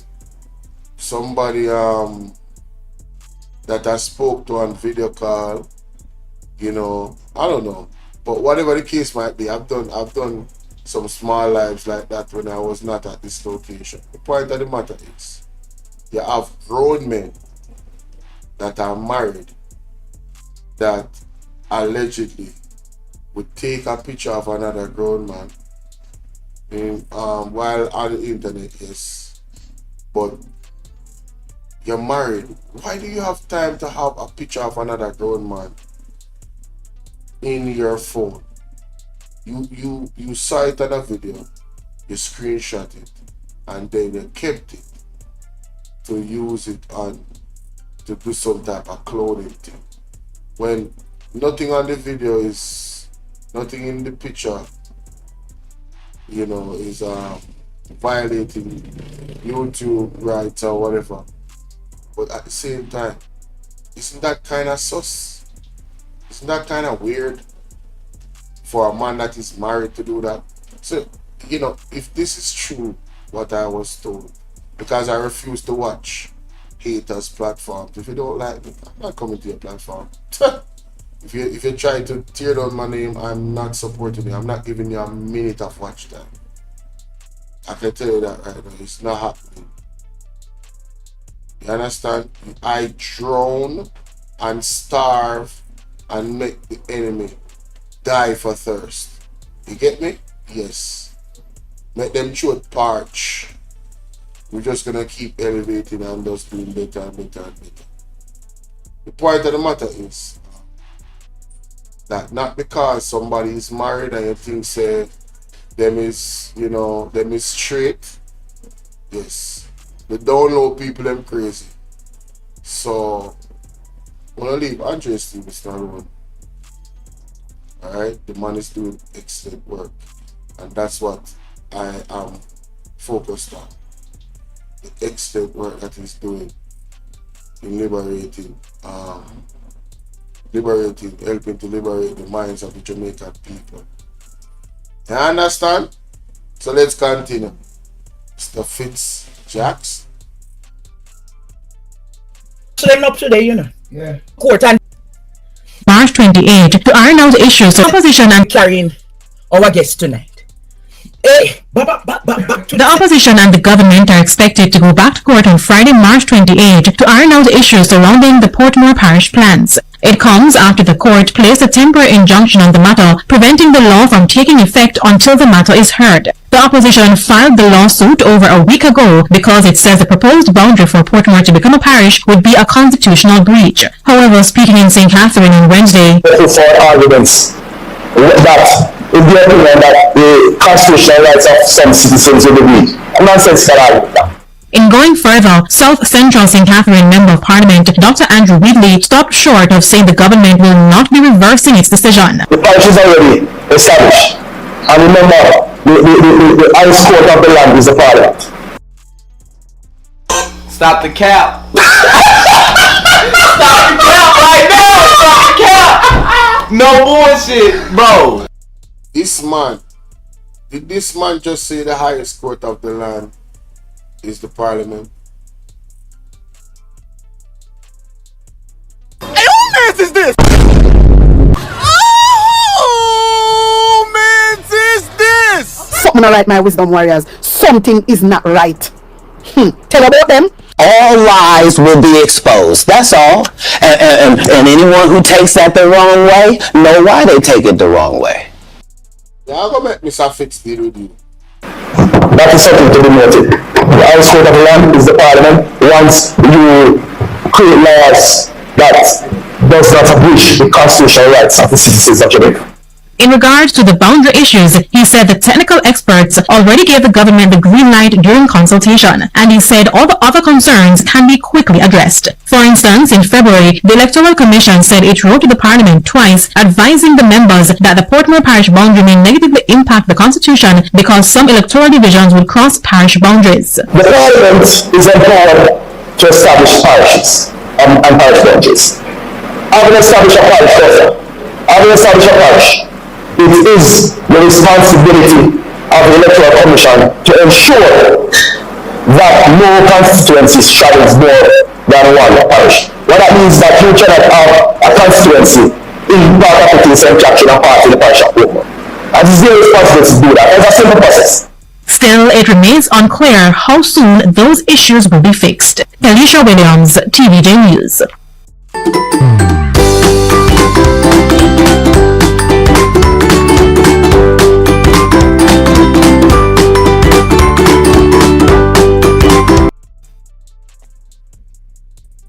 Fix Jackson carried it to court with the PNP. Producer played what Fix Jackson said happened in court today. As a result of a fraud order today, the government cannot proceed to establish Portmore as a parish until the procedure prescribed in Section 67 of the Constitution has been complied with, and an order is made under Section 67 of the Constitution. We are also mindful that the EOJ has formally advised the Parliament and the government that the required exercise to make the proposed boundaries comply with the Constitution will take over 1 year. The People's National Party is indeed pleased with this ruling, which underscores the obligation of the JLP government to respect our Constitution and the rule of law. This represents a block to the attempted gerrymandering of the constituency boundaries of Portmore by the JLP government ahead of the general elections due in 6 months. It is important to also note that there are a number of other constitutional breaches in our claim before the court that will be dealt with shortly. This includes the removal of the elected office of the Mayor of Portmore, among others, by the Act. It is also very important that persons, including members of Parliament, who make comments about the role of the court regarding legislations by the Parliament, familiarize themselves with the Constitution, particularly Sections 2 and 48. These provisions explicitly authorize the court to strike any laws that are in breach of the Constitution and its supremacy. This is certainly not provisions that persons with autocratic dispositions are comfortable with. Jamaica, there is a bit of confusion because the government is celebrating. The opposition is saying that the court halted the provisions by the government. Let me bring in Fix Jackson tonight to Jamaica and the other panels to tell us exactly what is happening. Fitz Jackson, Alanda Terrelong is saying tonight that it's a win for them because Justice Sykes today removed the injunction, and as such they can go ahead and do as is prescribed to get Portmore a parish. Can you really explain today what really happened in the Supreme Court? Now, before Mr. Fitz Jackson goes in on that, just an observation. Isn't this the same thing that they did with the local government election? Did they claim that they won that, but they never celebrated? It was a ghost town up at their headquarters. Who remember? Interesting. Very interesting.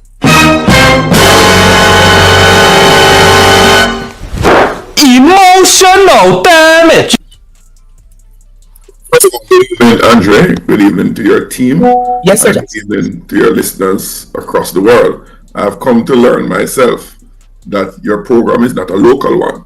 It's just based locally, but have an international audience. So I want to extend my warm greetings to all your listeners. The question you asked, Andre, let us try to make it as simple and straightforward as possible.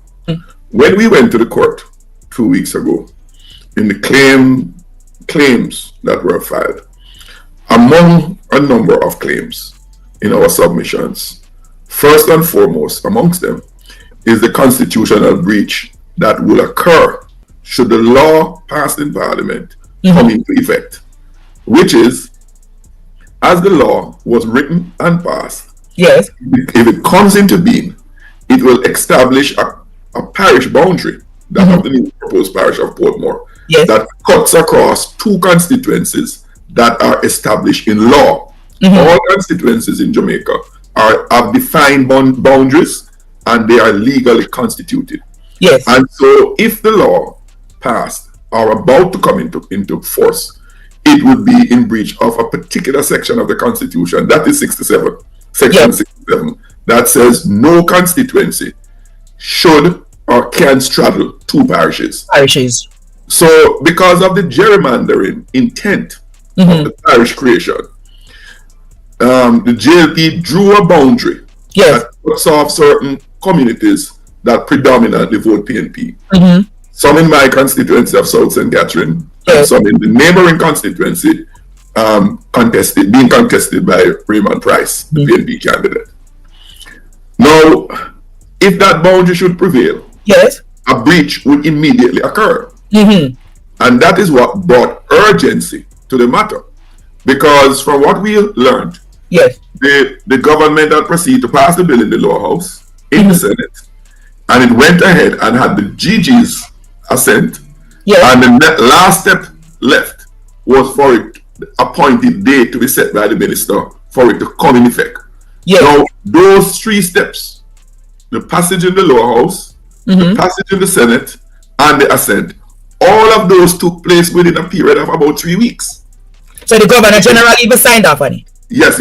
On the 12th of March, I think it was. And the bill was about the 12th or 15th of March, thereabout. And then the Senate, the Senate passed it before. It went to the GG. To the GG. I made that point to demonstrate the rapid speed they were going at. All three steps were created within a matter of 2 to 3 weeks. The only one left now is for the minister in charge of the bill to set the appointed date. Announcement. Well, not so much announcement. But the appointment of the date. Set a date. To say, as of such and such a date, this act will come into force. That was all that was left. So the point I'm making, and I want to re-emphasize, the government was going at rapid speed to bring the law into effect. And you will recall that during the debate in the lower house and in the Senate, they never made mention of any constitutional requirement to be met. They closed their eyes to the Constitution. And I say that with certainty because after the bill passed in the lower house, the PNP wrote to the minister in charge of it, Minister Mackenzie, to say, look, Minister, if you even want to really go ahead and create this parish thing, there is a constitutional breach that would occur. Yes. Because you can't change, one, you can't straddle two constituencies. Two, you can't change constituency boundaries without following the procedure set out in the Constitution, which require those to be settled at least 2 years before an election. So, Minister, be mindful of this. And even if it passed the House, don't bring it into effect because of these breaches that will occur. Yes. Up to today, the Minister has not even granted the courtesy of replying to that letter. And that reinforced the point that they were gung-ho in breaching the law. So we went to court. We filed. Hey, let me tell you something, man. Anybody that don't see that the JLP has a total disregard for the Constitution is not opening their eyes. These guys, in my humble opinion, will do anything. And I'm going to quote Sharpneck. I'm going to quote Sharpneck. These guys will do anything, and I do mean anything, to win. They have no boundaries. That is my opinion. They simply have no boundaries. Alright? So, remember that. Let's continue. And this is a real good example of that.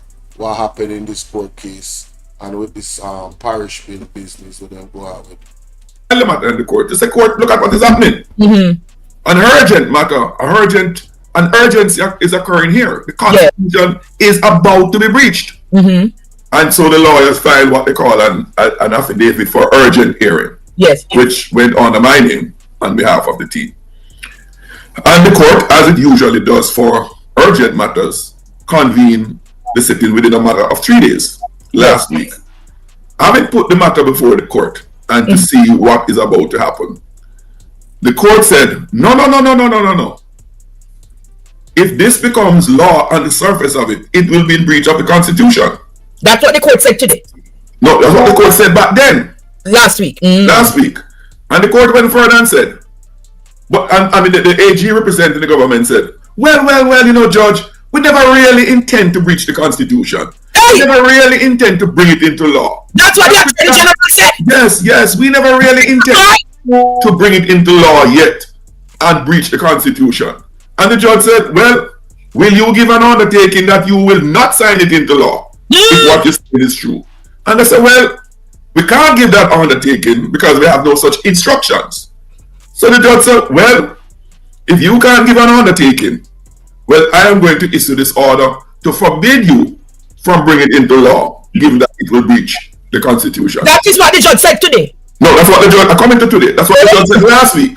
And they said, look, Judge, we would like to submit our own argument to support our case. So the judge said, okay, natural justice requires you to make your point.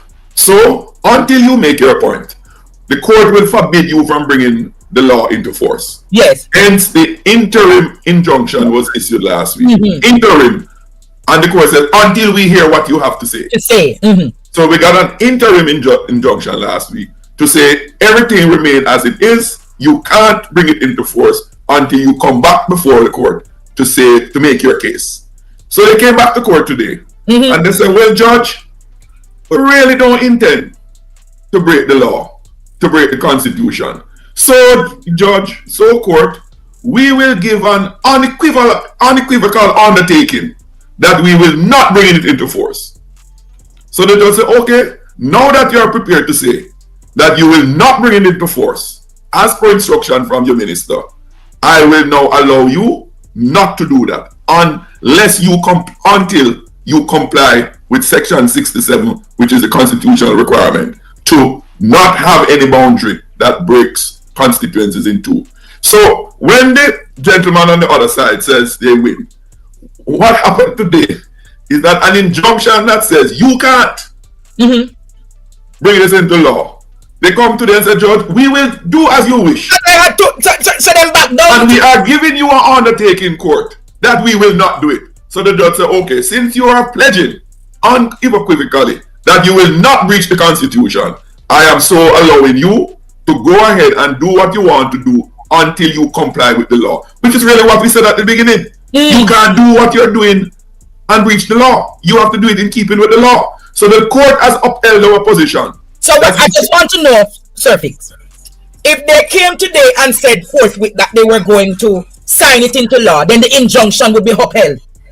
Oh, I wouldn't say an injunction would be upheld. It would be a breach of the law. Oh! A order, you know. A order. A court ruling is like law. Basically, the government has decided that they're not going to continue at this time. No, they're not going to continue as they were going before because it would be in breach of the Constitution. And so, court, we will wait until whatever changes are made by the electoral office to bring this in conformity with the law. We're talking about a 2-year period. Roughly.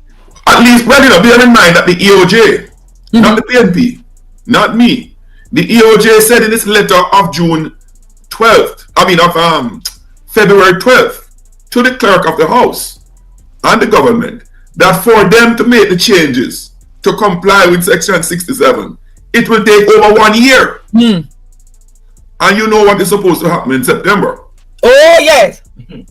So if what they're going to do will have to take over 1 year, it means that we're going to go into the next election with the boundaries as they are. And what that means is that certain sitting member of parliament would have now become a confirmed loser. Because given that the boundaries will not be disrupted, right? Because remember the genesis of all of this.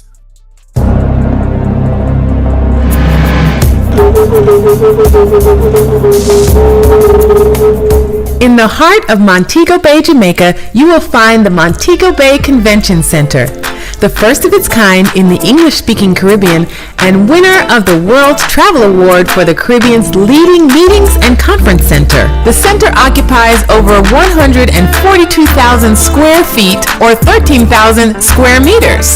Its exhibition hall accommodates over 5,000 individuals theater style, plus a ballroom, 9 meeting rooms, and several expansive patios.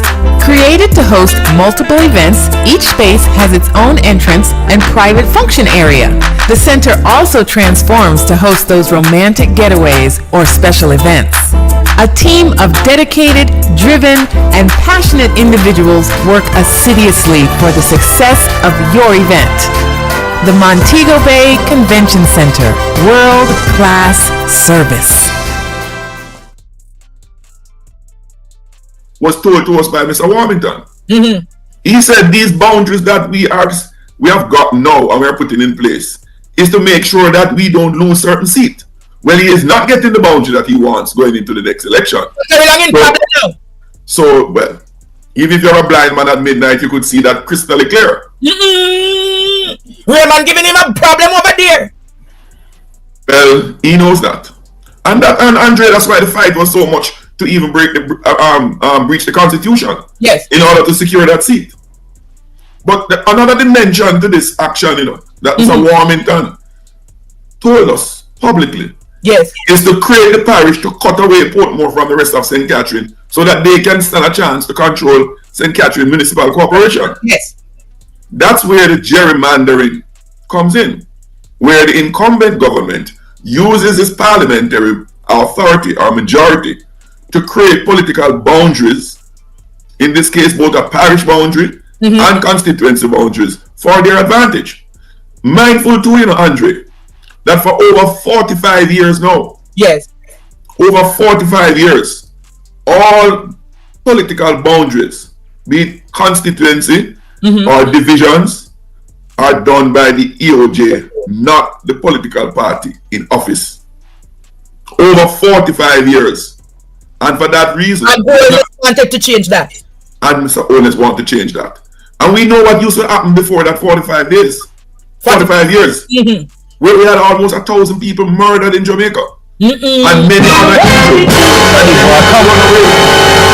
Political violence caused by emotional damage. The incumbent government uses its authority to thwart the political process and its structure for their own benefit. So, and when we make the point about securing our democracy, yes, those were not loose words. Want to hear that? That is what we are trying to secure. Preserving the electoral office of Jamaica and its independence in running our elections. And in running elections, one important exercise in running our elections is to determine political boundaries. True.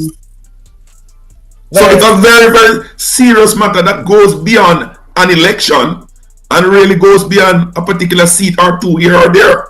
It's preserving that 45-year-old tradition that has served us well, rather than return to the dark days of mass murder and killing and maiming of our Jamaican people. And any member and every member of the Jamaica Labour Party who hug up what they are doing here should be ashamed of themselves. But why is it that Terry Long is celebrating and cheerleading and being flam? You don't want to hear about that. We can go and watch the rest of Andre Stevens' show. I just wanted people to get an understanding of what took place in the parliament, not in the parliament, in the courtroom in regards to this. You understand the position of the JLP, the narrative that they're pushing, and then versus the actual truth. You get very long at all when they win, bro. They do the same thing in the local government election. Them still don't see them lose. I guess they're gonna do the same thing when they lose the general election. They're gonna say, "But we won," while they're in opposition. Okay, whatever. Anyway, y'all. Yeah, let me know what y'all think about that. Hey, y'all, please remember to hit the like button. I know y'all come in sometimes and y'all forget, but the main thing, man, y'all gotta hit the like button, man, and share the live stream. Come on now, stop playing. Support. The like button is free, I know that's right. So salute to y'all good people, man. It's your brother Bolo V&R, and I'm out of here. Peace. Chelsea, big up yourself. Sassy D, big up everybody over here. Lorraine, you name it. Blessings. Durval, campus of JLP need help. Bring back Jamal School. Fully done. Mighty God. Jamal. Hey, you know what I say? Hold on there. Hey. A long time, you know, look for the cover from my general. Long time, look over hold on there. This was funny.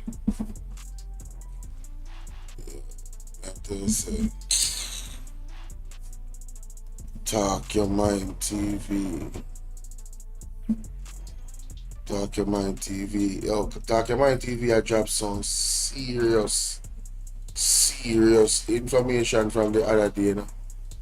Remember me tell you, you know. I know it, let's start read it. Yeah? Hit him the budget. Labor right now, the budget. Hit him the budget. Tell me about the budget. Labor right now. Follow it, go. Pro-box government. Put them. Go ahead.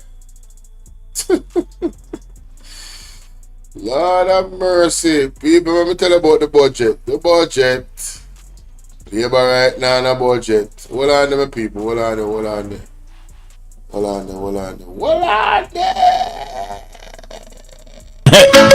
know it, let's start read it. Yeah? No. Hit him the budget. Labor right now, the budget. Hit him the budget. Tell me about the budget. Labor right now, the budget. Alright, he not the middle of the budget. Forest strong asleep, him now want hear the budget. Flavor, come make a speech in the budget. Juliet cut her lie off and she in the budget. But Flavor, why you do it in the budget? I use Mama P style in the budget. But no boy, no girl in the budget. But Flavor, a Mama P style, left it na man. Hunger try bill, your own slang. Them couldn't find bro God in the budget. When them did a read out the budget. Hey Jamaica, come here, what I want. Now comes bro God get slim just like Mataran. Me said the man under pressure. Everywhere in town, them hear the people in support. Every day, every minute, every hour. Jamaican, who no come listen this. You know you say what men done, still a wacky fist. And this man, brother when man beat him, and that him said when him been at the meeting. And the false tell them get over here. Isaac make the false and living in fear. You see a woman, not till false time come. You wear the man vex, the man pine on the ground and say, lady, they will dig up the road, you know. You know that I tell Jamaican people, brother. They will dig up the road. Taxpayers' money. Who answer the money, man? Alright then, me said the budget look weak, you know. Me said the budget look weak, you know. And that's why Boris Trump just asleep, you know. Because the budget get weak, you know. Hey, me said the budget look weak, you know. Me said the budget look weak, you know. And that's why Boris Trump just asleep, you know. Because the budget is weak, you know. Hey, bro, goddamn no plan. Hey, Portmore, who make you capture we land. Budget read me, don't hear no plan about the soldiers, the teachers, the farmers, the fireman, and soldier man. They look like them don't care about policeman and the poorer class them when they ban the land. Them only build prison to put black man and build two road to we pay money pan and build up some house for 30 million. And as a poor man we forget that from warm to the light and the rent and the water. Jamaica need a change in a man. We want some factory for the land. We want some work for man and woman. Before you do that to the police station, it's like you want lock we up one by one. Talk me when I come talk me mine. Talk me when I come talk me mine. Talk me when I come talk me mine. Crazy tell us if you vote weed. Tell us if you vote weed. Crazy tell us if you vote PNP. Tell us if you vote weed. Tell us if you GRC. You ever right? I tell us a pack no bag and go on before Jamaica turn on pound. I bet Jamaica turn on pound. But you actually not say this so. The minimum wage, when the Minister of Finance and the Prime Minister give, now go show now what? See it? 1 foot of clocks. 1 foot of clocks. $16,000. But we now tap this and give PMP come with that and give you that. We are giving you 2 foot of clocks. $32,000. We are giving you 2 foot of clocks. Because we not turning on a 1 foot man. We not turning on a 1 foot man labor right. We are turning on a 2 foot man. You can just chop off on the foot. You know see that? 1 foot of clocks in you. That is funny, honey. I 32 grand for a pair of clocks. Oh my god, that is funny. I lie. You see the next video I'm going to play? The red vase. Damon Crawford, 7 tell you. He might go give some back stop of a count because you can't count. The red vase. Damon Crawford saying he need to go back to school. Damon Crawford saying going to give us some back stopper. For count 1, 2, 3, dial vase. Listen this. Somebody send a video again. But there's even more information in the slides that the Prime Minister presented. In the slides that the Prime Minister presented, it proved that he had the worst performance since he got the baton. Right. Indeed, in 2002, 2007, the inflation was 18.5% on average.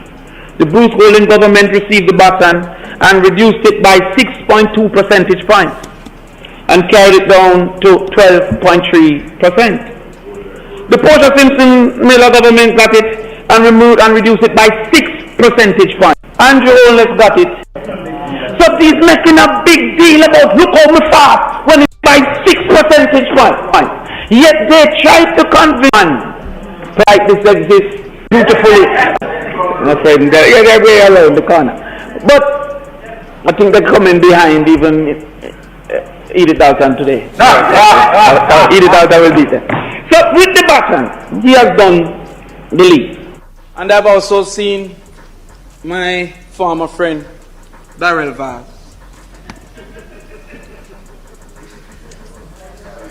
Oh, 18 years, did it. Damn, I messed up. Sorry, my bad. Damn. Go back. That was right there. It was right there, yo. My God, I messed up. Oh, Lord. Where is it? Let's see, I big up yourself for now. 1 percentage point. I had to ensure that the corner. Oh, that is my farmer friend. But I still have to try help him because he can't count past 10 without back stopper. So I have to send him back stopper. The man can't sit down fast, can't count past 10 without back Christopher. How will them get them people from, man? That is why Portland can't develop, you know. Belfast can't count past 10 without back Christopher. That is bad. That is bad. Said that it will cost $1 trillion to fund a first in the family scholarship. Senator Morgan said that the PMP is backtracking because we said one per house. They don't understand the difference between a policy. Yo, me say, me then I chat at they do laugh. Yo, me say, I'm going to show you in chat. Yo, me say, me then I chat at they do laugh last night. That's serious. Objective. They don't understand the difference between a policy objective. Senator Morgan said that the PMP is backtracking because we said one per house. They don't understand the difference between a policy objective. Yo, listen, brother. The objective is the... Yo, Mr. Midday and I chat at David laugh last night. Yo, Bertrand. Yo. Anyway, you see laughing emoji, man. Me. Believe. Yo, I couldn't hold back now. Yo, that is too funny. True, it is too funny. Yeah, man. Oh, man, no. Overtalking, man, did nice last night, man. I when I watch.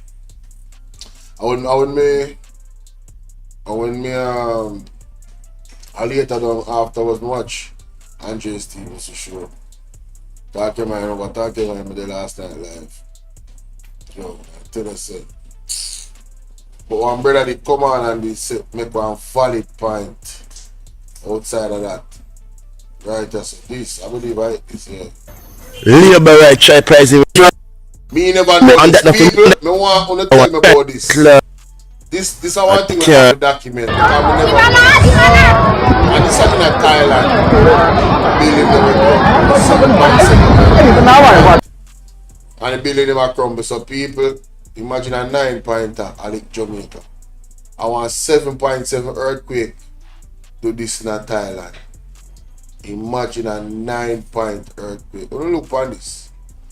Mighty God. In Myanmar, and the epicenter the magnitude earthquake has struck Myanmar. That magnitude, according to the US Geological Survey, we're told that the epicenter. You know how long it take we to build a building there as mankind, and nature just goes so in a 2 second.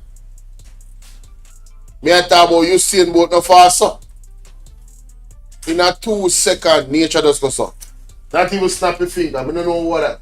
Nature just brush your finger across the ear. Eh? My thing. Oh, look on this. Just look on the building there again. 7.7 magnitude. We not even want this sound. Just look on the building or the building crumble. Eh? Eh? Look at that. Look at that. Earthquake caused that in the people.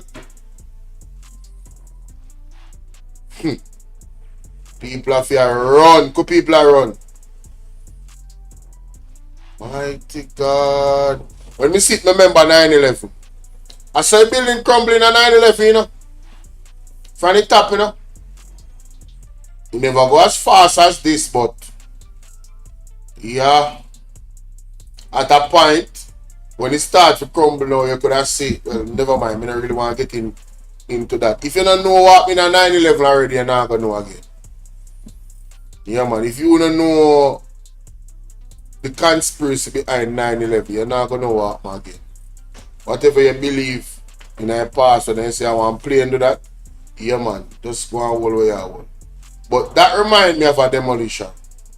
Yeah, man, what me just say a while ago. But let's continue. Listen to that, Bertrand. Disaster, man. Remarkable levels of buildings swaying, even water cascading from a rooftop pool down the side of a building, indicating just the degree to which built by us has of CDRNA. That's right. No doubt on the situation quake. Did neighbouring capital bank been any kind of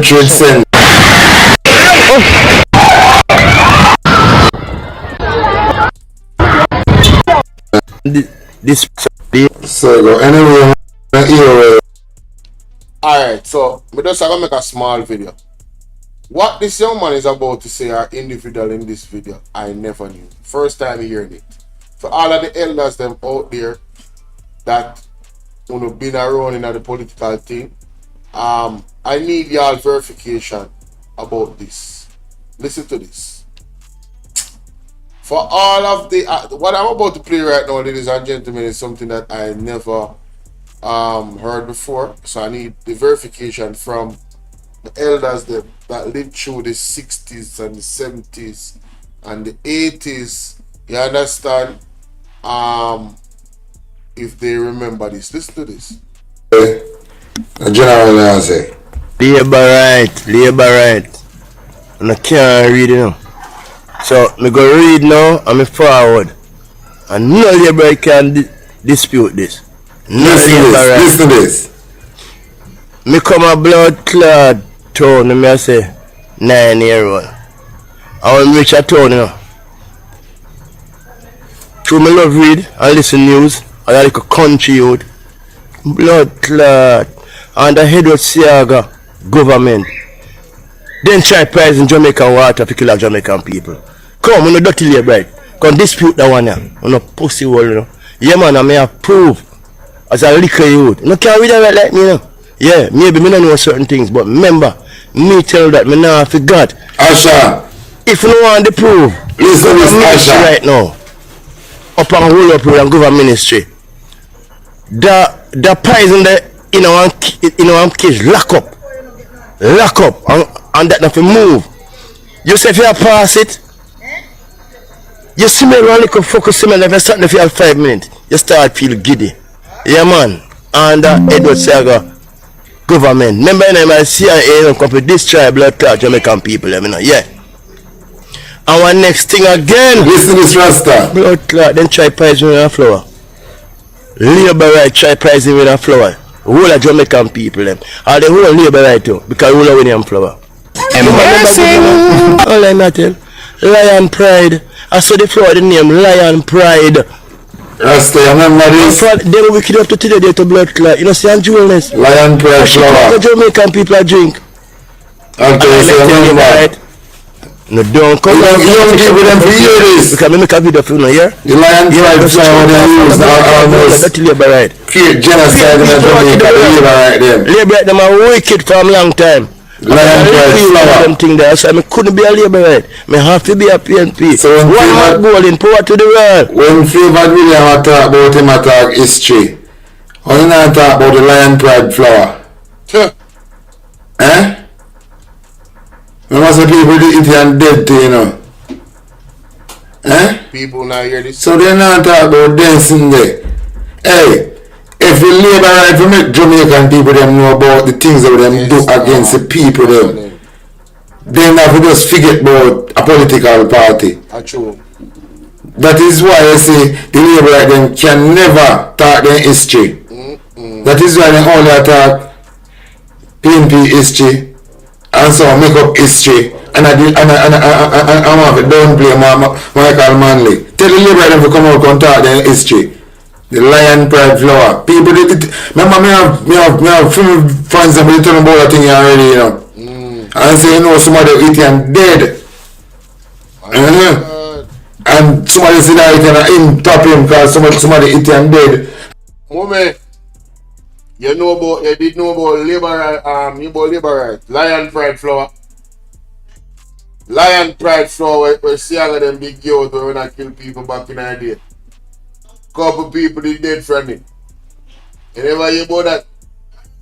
Lion Pride flower. Well, no man, they must say the Lion Pride did look like the flower did have pies in it. Oh, you never know about it? Okay. But the man in the video say, all the water, them did contaminate. And then when you see me, people, you see me hear things like this, me I turn up on the live, say, you know, some mechanic things. So the other day, we had an issue with the water. And them say, fecal color form in the water. In a certain areas up so, and you hear them tell me say No go say no. Whether it's a mistake or not. As some of my mind work, me start to connect things now and I say, so hold on. Is it a situation where you know, it is actually happening and these things are being done on purpose to make the people get sick? I start to ask these questions because I tell people, you know, since the pandemic, there is nothing that is off the table for me. What was done to us in the pandemic, ladies and gentlemen, I know it's my choice of words. What was done to us, the people of this world, in the pandemic, all of the scandal that has come out of the pandemic, Fauci and the whole of them, which them admit, all of the scandal. I don't put not past governments. I don't put not past individuals that are willing to sell out a country, right? They will go as far as literally aiding and abetting genocide. You get me? So I don't trust these people. I don't. I really don't. So go anyway you want to hear a general answer. Labor right. And I can't read it now. So me go read now and me forward. And no labor can dispute this. Listen to this. Me come a blood clot town and me say 9-year-old. I want reach a town, you know. They're right, big up yourself. True, me love read and listen news. I like a country youth. Blood clot. And the head of Siaga government. Then try pricing Jamaican water to kill Jamaican people. Alright, so that our next allegation about the water, trying to poison the water. Now, if you think this is too much of a stretch, I want you guys to research Flint, Michigan. Alright? There was lead that was put into the water to contaminate Flint, Michigan. I want you guys to remember the Tuskegee incident, where people were injected with syphilis on purpose. They were a part of an experiment that the people were not aware of or was made aware of by the people that injected them. So if you think that, oh, you know, this is just far and it's a stretch and it can't happen, listen, rubbish that, dash with that. You understand? Dash with that. That's why we have to make sure, say, really and truly, God guide with our brethren. And I tell them,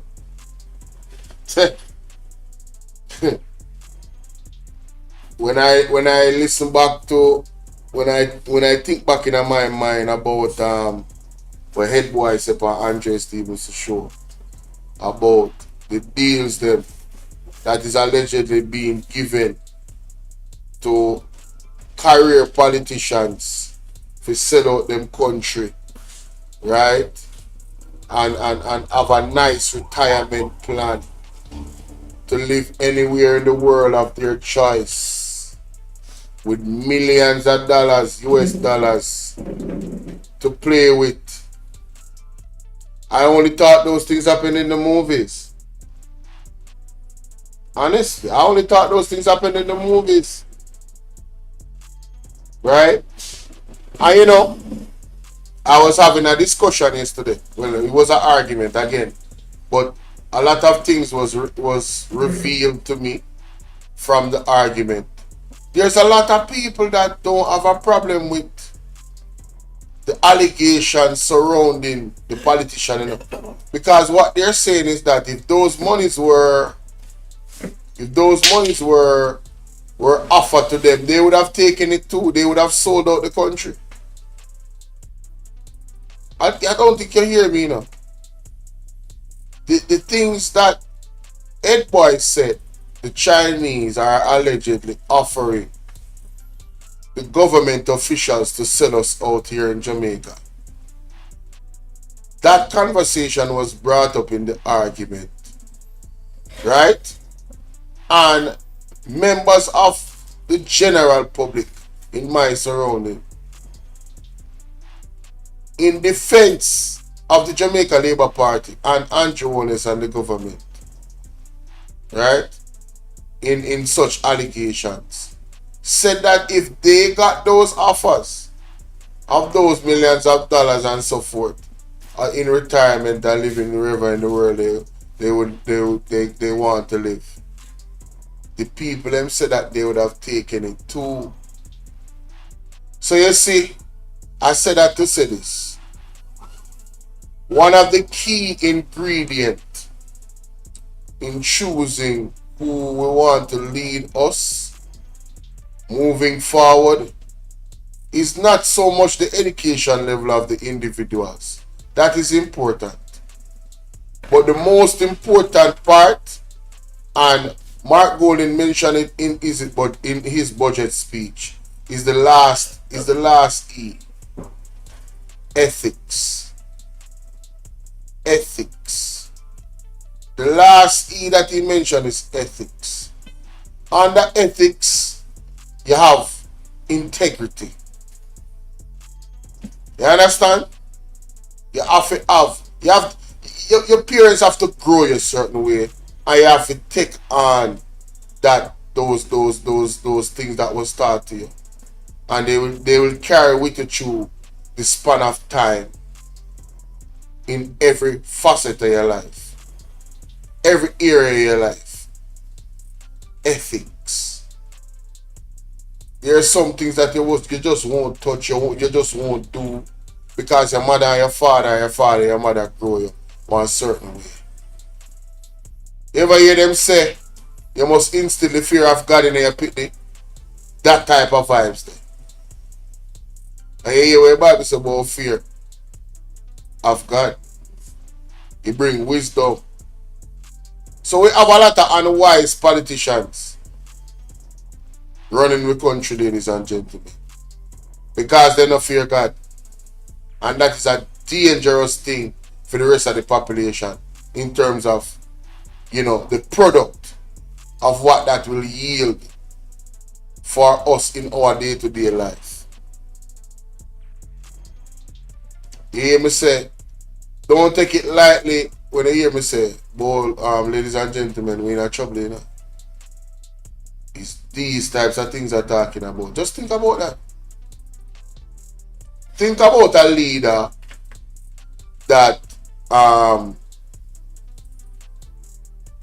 is not standing on principle, ethics, morals, and values, and integrity. Right? Delroy said, Bolo, what you fail to understand is more than 60% of Jamaicans don't have a problem with corruption and get rich quick. Trust me, Delroy. I don't know if it's 60%, but I know it's quite a number of them. But Bolo, it's not only the money, it's also Land's Hospital. Well, it all boils down to money, Sassy, it all boils down to money at the end of the day. It's all about it's what they can gain, it's material. So they are bowing down for the material.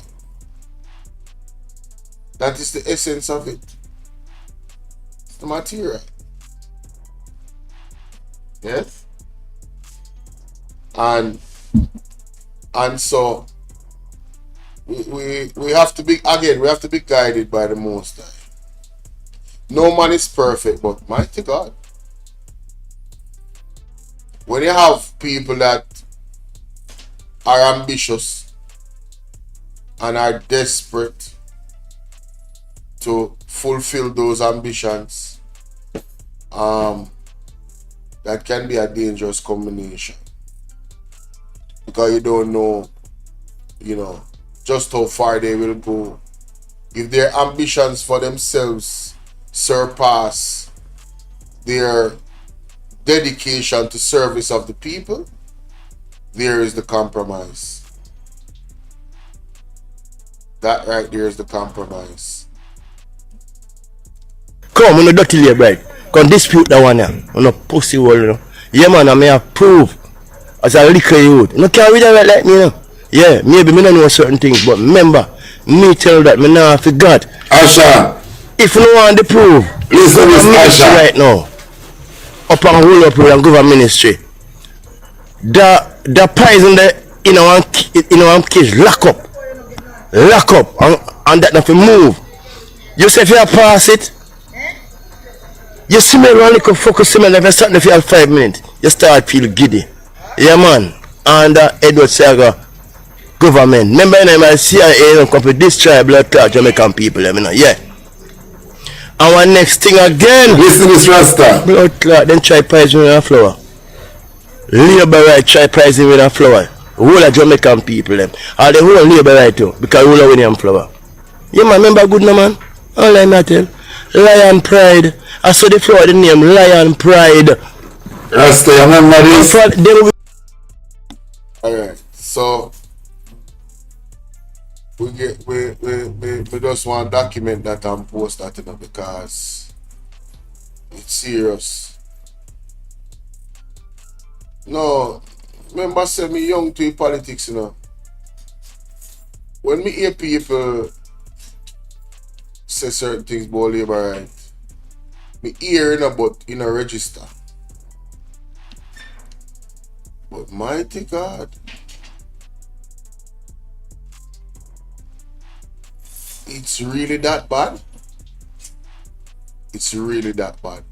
Last Sunday, when my baby there, shall listen? Last summer, born on us. Anytime you hear some talk about the labor right them, I say, why?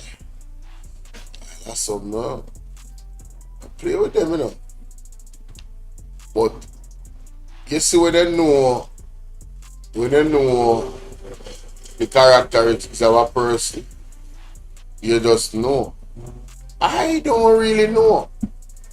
Because I don't live it. Because them days how this money I talk about pies in the water. Me really I hope say all them things they not go on now, you know. Me just hope and I pray say them things they not go on now. Father God, we need help. We need help to protect us and from the enemy. Trust me. I don't want to think about that. Alright, so when I got done this, right, in a 4 hours I'm gone. Yeah, go long man. 10 o'clock. People, you have one premiere drop right now. Listen to me. Later. Yeah? Big up on yourself. I'm out. What is under